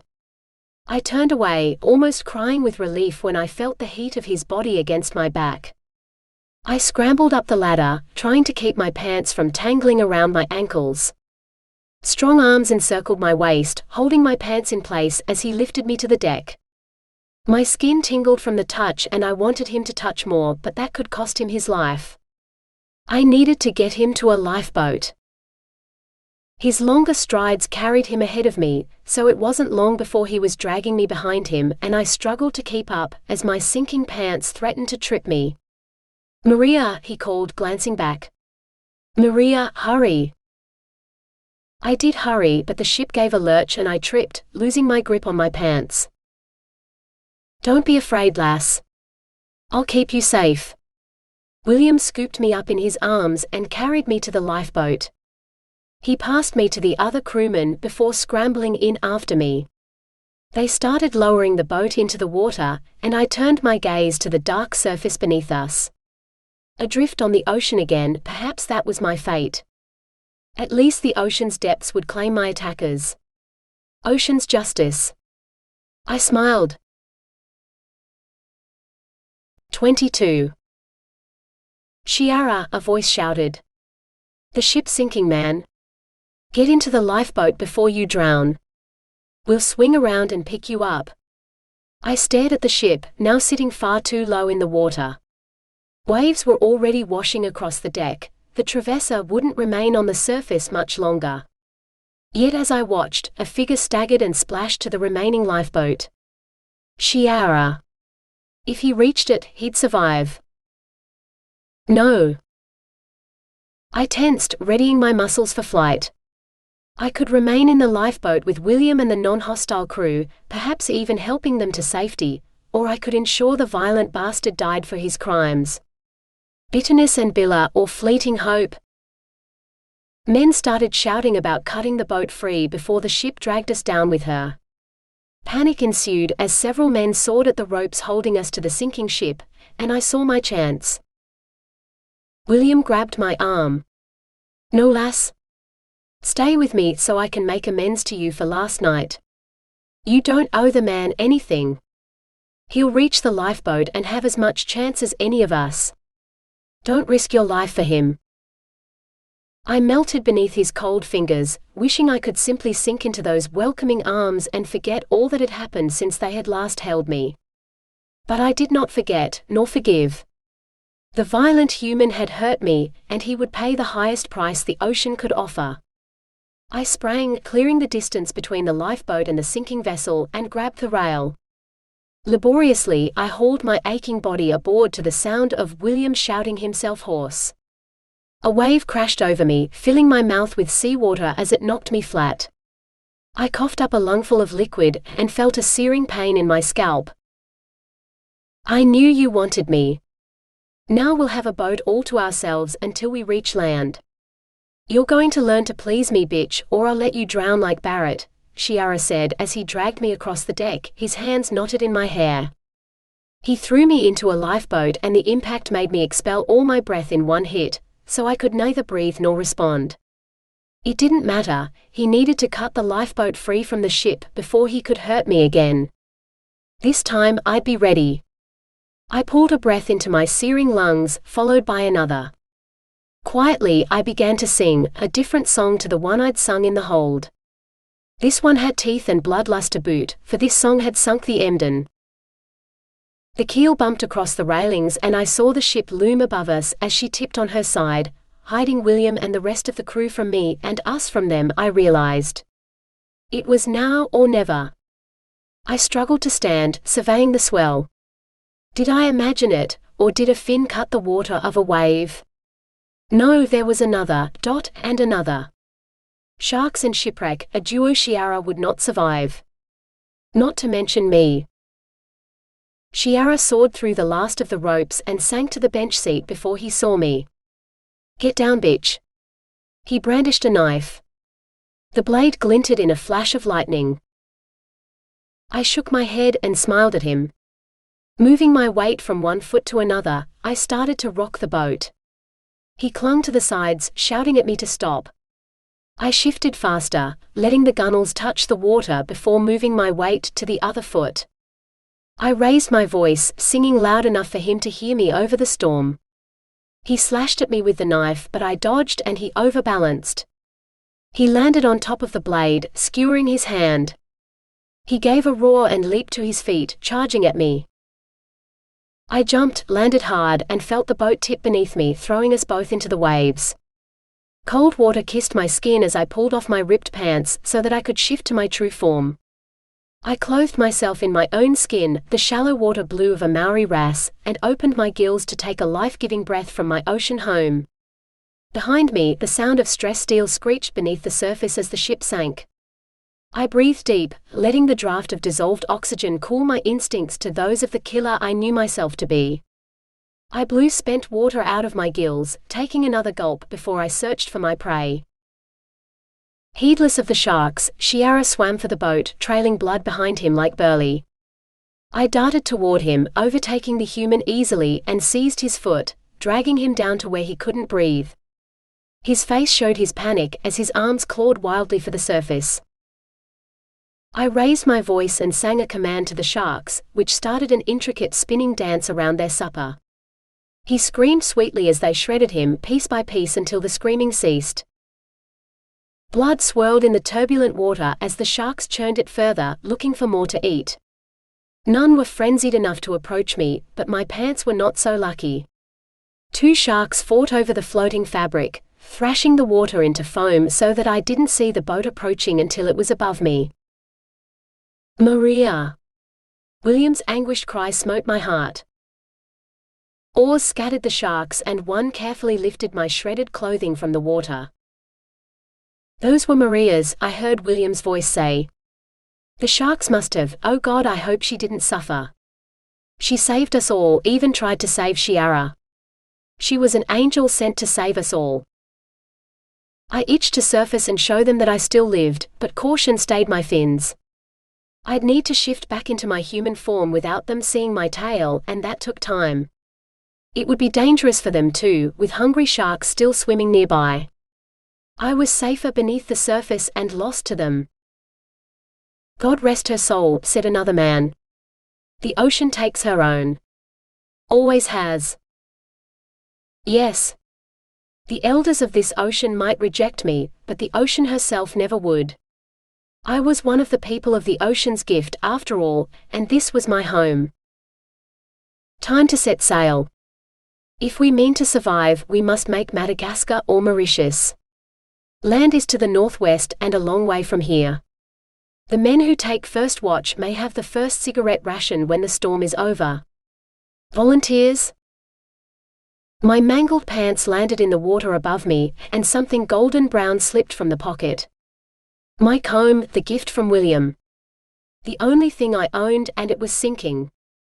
I dove after it, snatching it from the water. This wasn't my home anymore, home was with William. I surged to the surface.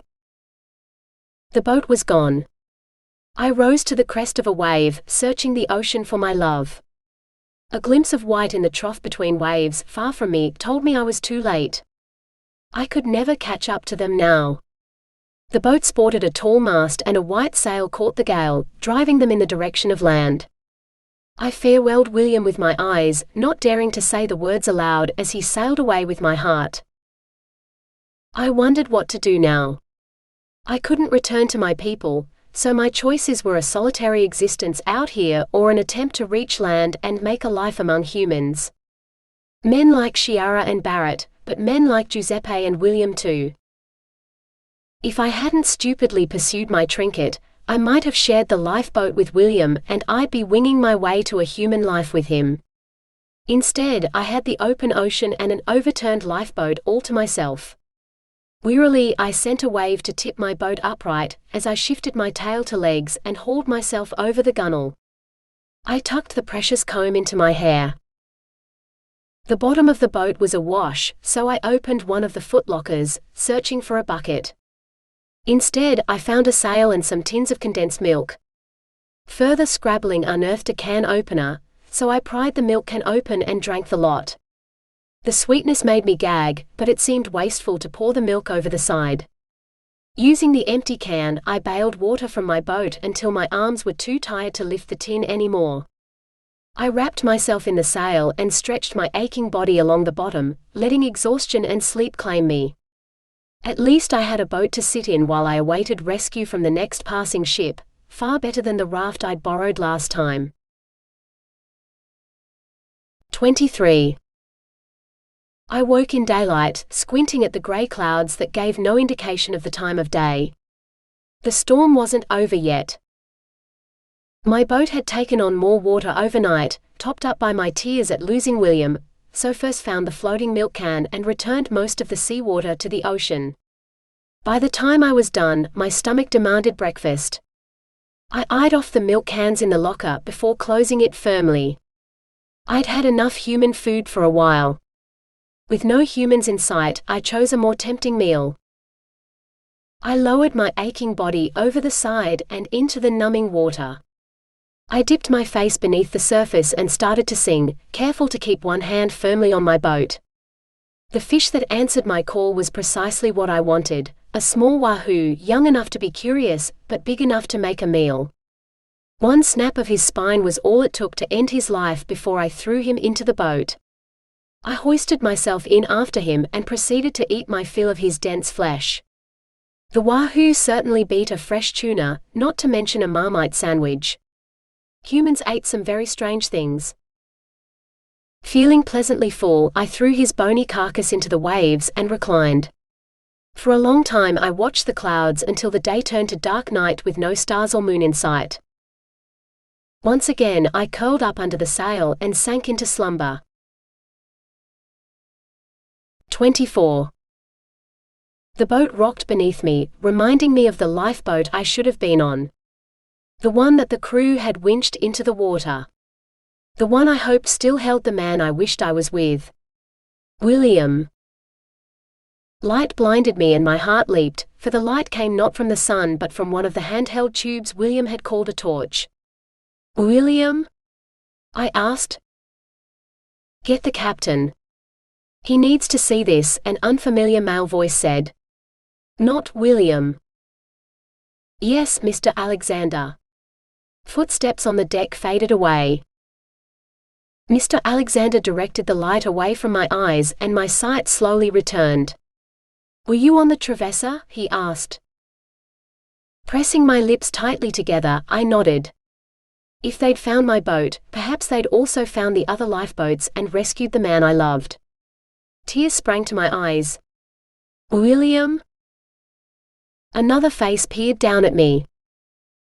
Captain? Mr. Alexander said quietly. The new man shook his head. I've never seen the girl before in my life. She's in one of the Trevessa's lifeboats, yet there's no record of a woman aboard the ship. There was a William listed as a passenger. Some Scottish name. Mackenzie or something. Is that the man you mean, girl? William Mackenzie? I swallowed. William McGregor, first whispered. Was he on the lifeboat with you? For you were the only one in it when we found you. I shook my head and he continued, we haven't found the other lifeboats, only yours. William wasn't here. I should have followed his boat and kept him safe. I started to sob, covering my face with my arms so the men wouldn't see my naked grief. A light touch traced the bruised flesh of my arm. Did McGregor do this to you? I shook my head violently, glaring at the captain for even suggesting such a thing. Fetch Mrs. D'Angelo and ask her to meet us in her cabin. Explain to her that we need her help on a matter of utmost secrecy, and it's an emergency. Mr. Alexander nodded, striding out of my field of vision. The captain remained. I'm Captain Dunnett of the Trevane. We're searching for survivors from the Trevessa and you're the first we found. We'll keep looking, no sign of the other lifeboats is a good sign. Do you know if they made it to the boats before the ship sank? I nodded. Captain Dunnett pressed, was your William aboard your boat? I shook my head. Then there's hope for him yet. If we don't find him, the other boats may reach land. Captain Foster was a good man and a good friend. If McGregor is with Foster, then he has a better chance at sea than any man alive. He reached for me and I cowered against the boards at the bottom of the lifeboat, pulling the sail close around me. He sighed. Not all men are like the ones who hurt you. I'm here to help. He held out his hand and I took it, accepting his help to rise to my feet, clutching the sail to hide my nakedness. I wasn't going to make the mistake of showing my body to the men of this ship as I had the last. I'd been through enough. I wanted to take a rest from killing people so that I could learn what it was to be human. To become one of them, if only for a little while. Holding Captain Dunnett's hand, I followed him down the ladder to my new cabin. 25. 2 steps inside I stopped dead. It appeared I was to share this cabin too, but with William's opposite. Instead of a smiling young man, I met the gaze of a frowning older woman. Her cold eyes drifted from me to the captain. I heard the click as he closed the door behind him. If you expect me to keep her condition a secret, you're sorely mistaken. No woman deserves to be beaten like this. Where did you find her and who is responsible for the deplorable act? Her voice rang with authority, she sounded like my mother. Captain Dunnett's voice was low as he replied, we fished up one of the Trevessa's lifeboats today and found her aboard. Whoever did this was aboard the Trevessa. There are no women listed as passengers, so she must have been a stowaway or someone smuggled her aboard. Even a stowaway's entitled to some dignity, to be put ashore at the next port in the hands of the authorities, but it looks like she was kept a secret and ill-used instead. Now we're committed to searching for survivors, but if the rest of the crew hear of this, half of them will want to call off the search, while the other half will want to continue to bring the offenders to justice. If we find survivors, what will happen if we bring aboard the men who did this to her? I'm asking you to keep her hidden from the crew and keep her safe until we reach port in Fremantle. I returned the woman's stare with fish-cold eyes. The two humans might be engaging in a power struggle, but I wouldn't submit to either of them. I'd killed 2 men and sunk 1 ship already this week. What was one more? Very well.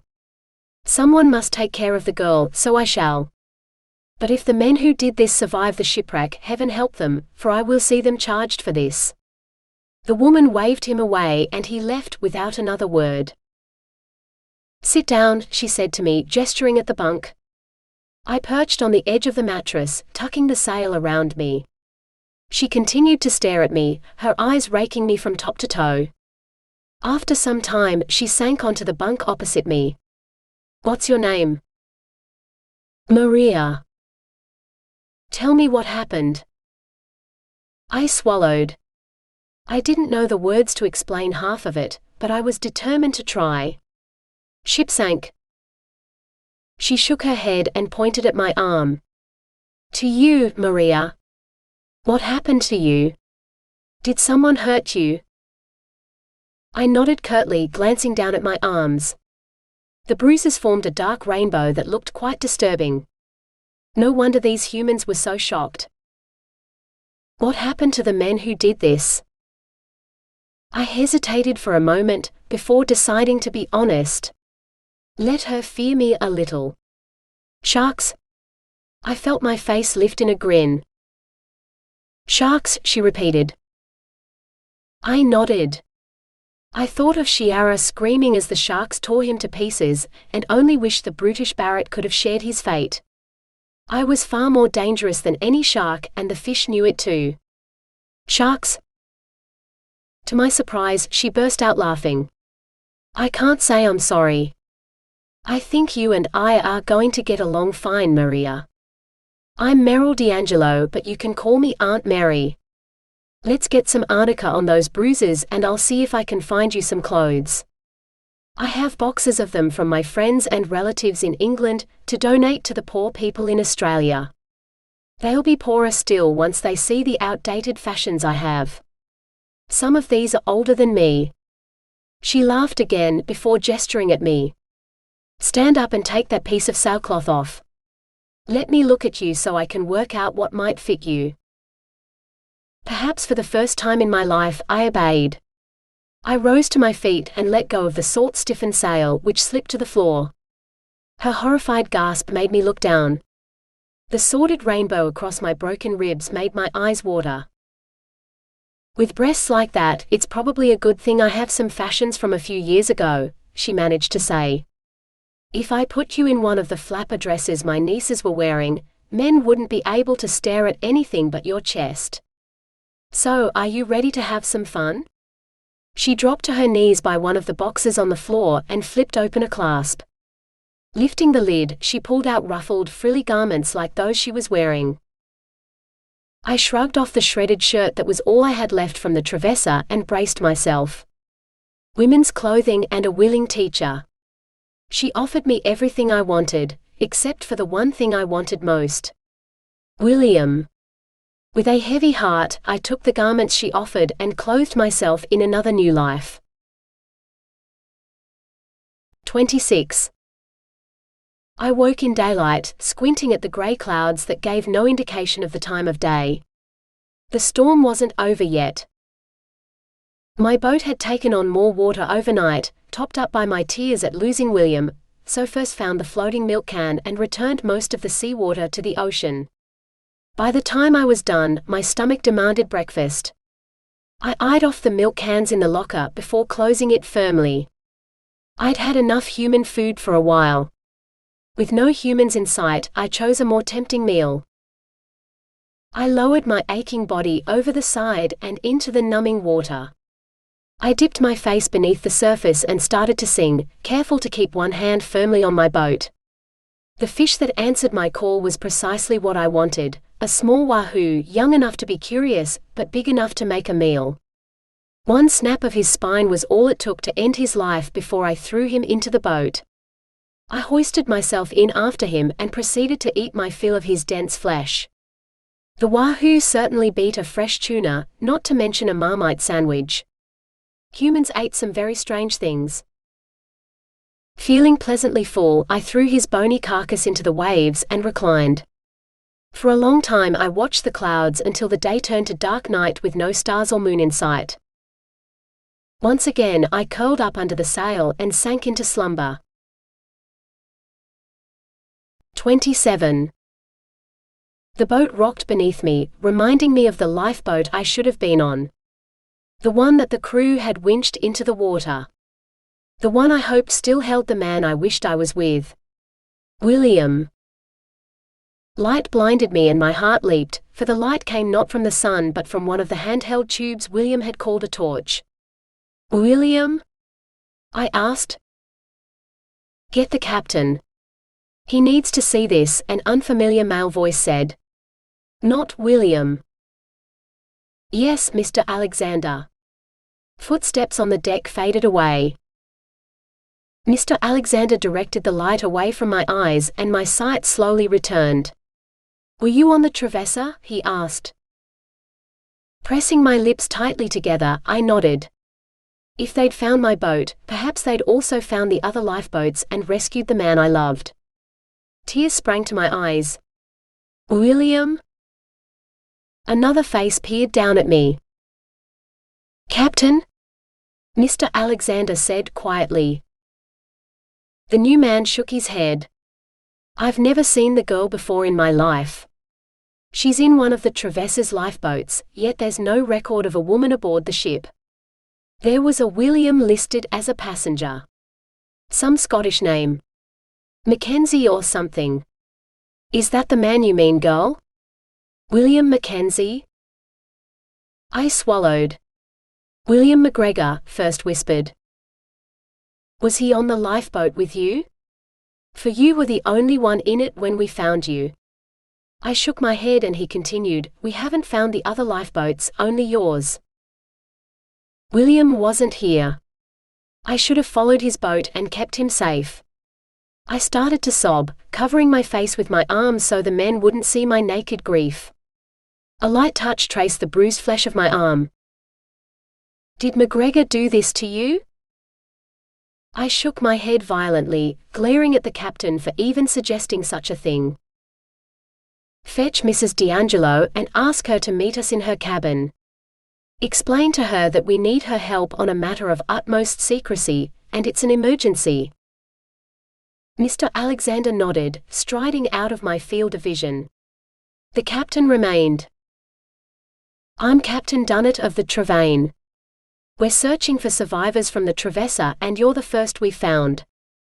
We'll keep looking, no sign of the other lifeboats is a good sign. Do you know if they made it to the boats before the ship sank? I nodded. Captain Dunnett pressed, was your William aboard your boat? I shook my head. Then there's hope for him yet. If we don't find him, the other boats may reach land. Captain Foster was a good man and a good friend. If McGregor is with Foster, then he has a better chance at sea than any man alive. He reached for me and I cowered against the boards at the bottom of the lifeboat, pulling the sail close around me. He sighed. Not all men are like the ones who hurt you. I'm here to help. He held out his hand and I took it, accepting his help to rise to my feet, clutching the sail to hide my nakedness. I wasn't going to make the mistake of showing my body to the men of this ship as I had the last. I'd been through enough. I wanted to take a rest from killing people so that I could learn what it was to be human. To become one of them, if only for a little while. Holding Captain Dunnett's hand, I followed him down the ladder to my new cabin. 28. 2 steps inside I stopped dead. It appeared I was to share this cabin too, but with William's opposite. Instead of a smiling young man, I met the gaze of a frowning older woman. Her cold eyes drifted from me to the captain. I heard the click as he closed the door behind him. If you expect me to keep her condition a secret, you're sorely mistaken. No woman deserves to be beaten like this. Where did you find her and who is responsible for the deplorable act? Her voice rang with authority, she sounded like my mother. Captain Dunnett's voice was low as he replied, we fished up one of the Trevessa's lifeboats today and found her aboard. Whoever did this was aboard the Trevessa. There are no women listed as passengers, so she must have been a stowaway or someone smuggled her aboard. Even a stowaway's entitled to some dignity, to be put ashore at the next port in the hands of the authorities, but it looks like she was kept a secret and ill-used instead. Now we're committed to searching for survivors, but if the rest of the crew hear of this, half of them will want to call off the search, while the other half will want to continue to bring the offenders to justice. If we find survivors, what will happen if we bring aboard the men who did this to her? I'm asking you to keep her hidden from the crew and keep her safe until we reach port in Fremantle. I returned the woman's stare with fish-cold eyes. The two humans might be engaging in a power struggle, but I wouldn't submit to either of them. I'd killed 2 men and sunk 1 ship already this week. What was 1 more? Very well. Someone must take care of the girl, so I shall. But if the men who did this survive the shipwreck, heaven help them, for I will see them charged for this. The woman waved him away and he left without another word. Sit down, she said to me, gesturing at the bunk. I perched on the edge of the mattress, tucking the sail around me. She continued to stare at me, her eyes raking me from top to toe. After some time, she sank onto the bunk opposite me. What's your name? Maria. Tell me what happened. I swallowed. I didn't know the words to explain half of it, but I was determined to try. Ship sank. She shook her head and pointed at my arm. To you, Maria. What happened to you? Did someone hurt you? I nodded curtly, glancing down at my arms. The bruises formed a dark rainbow that looked quite disturbing. No wonder these humans were so shocked. What happened to the men who did this? I hesitated for a moment, before deciding to be honest. Let her fear me a little. Sharks? I felt my face lift in a grin. Sharks, she repeated. I nodded. I thought of Shiara screaming as the sharks tore him to pieces, and only wished the brutish Barrett could have shared his fate. I was far more dangerous than any shark, and the fish knew it too. Sharks? To my surprise, she burst out laughing. I can't say I'm sorry. I think you and I are going to get along fine, Maria. I'm Meryl D'Angelo, but you can call me Aunt Mary. Let's get some arnica on those bruises and I'll see if I can find you some clothes. I have boxes of them from my friends and relatives in England to donate to the poor people in Australia. They'll be poorer still once they see the outdated fashions I have. Some of these are older than me. She laughed again before gesturing at me. Stand up and take that piece of sailcloth off. Let me look at you so I can work out what might fit you. Perhaps for the first time in my life, I obeyed. I rose to my feet and let go of the salt-stiffened sail, which slipped to the floor. Her horrified gasp made me look down. The sordid rainbow across my broken ribs made my eyes water. With breasts like that, it's probably a good thing I have some fashions from a few years ago, she managed to say. If I put you in one of the flapper dresses my nieces were wearing, men wouldn't be able to stare at anything but your chest. So, are you ready to have some fun? She dropped to her knees by one of the boxes on the floor and flipped open a clasp. Lifting the lid, she pulled out ruffled, frilly garments like those she was wearing.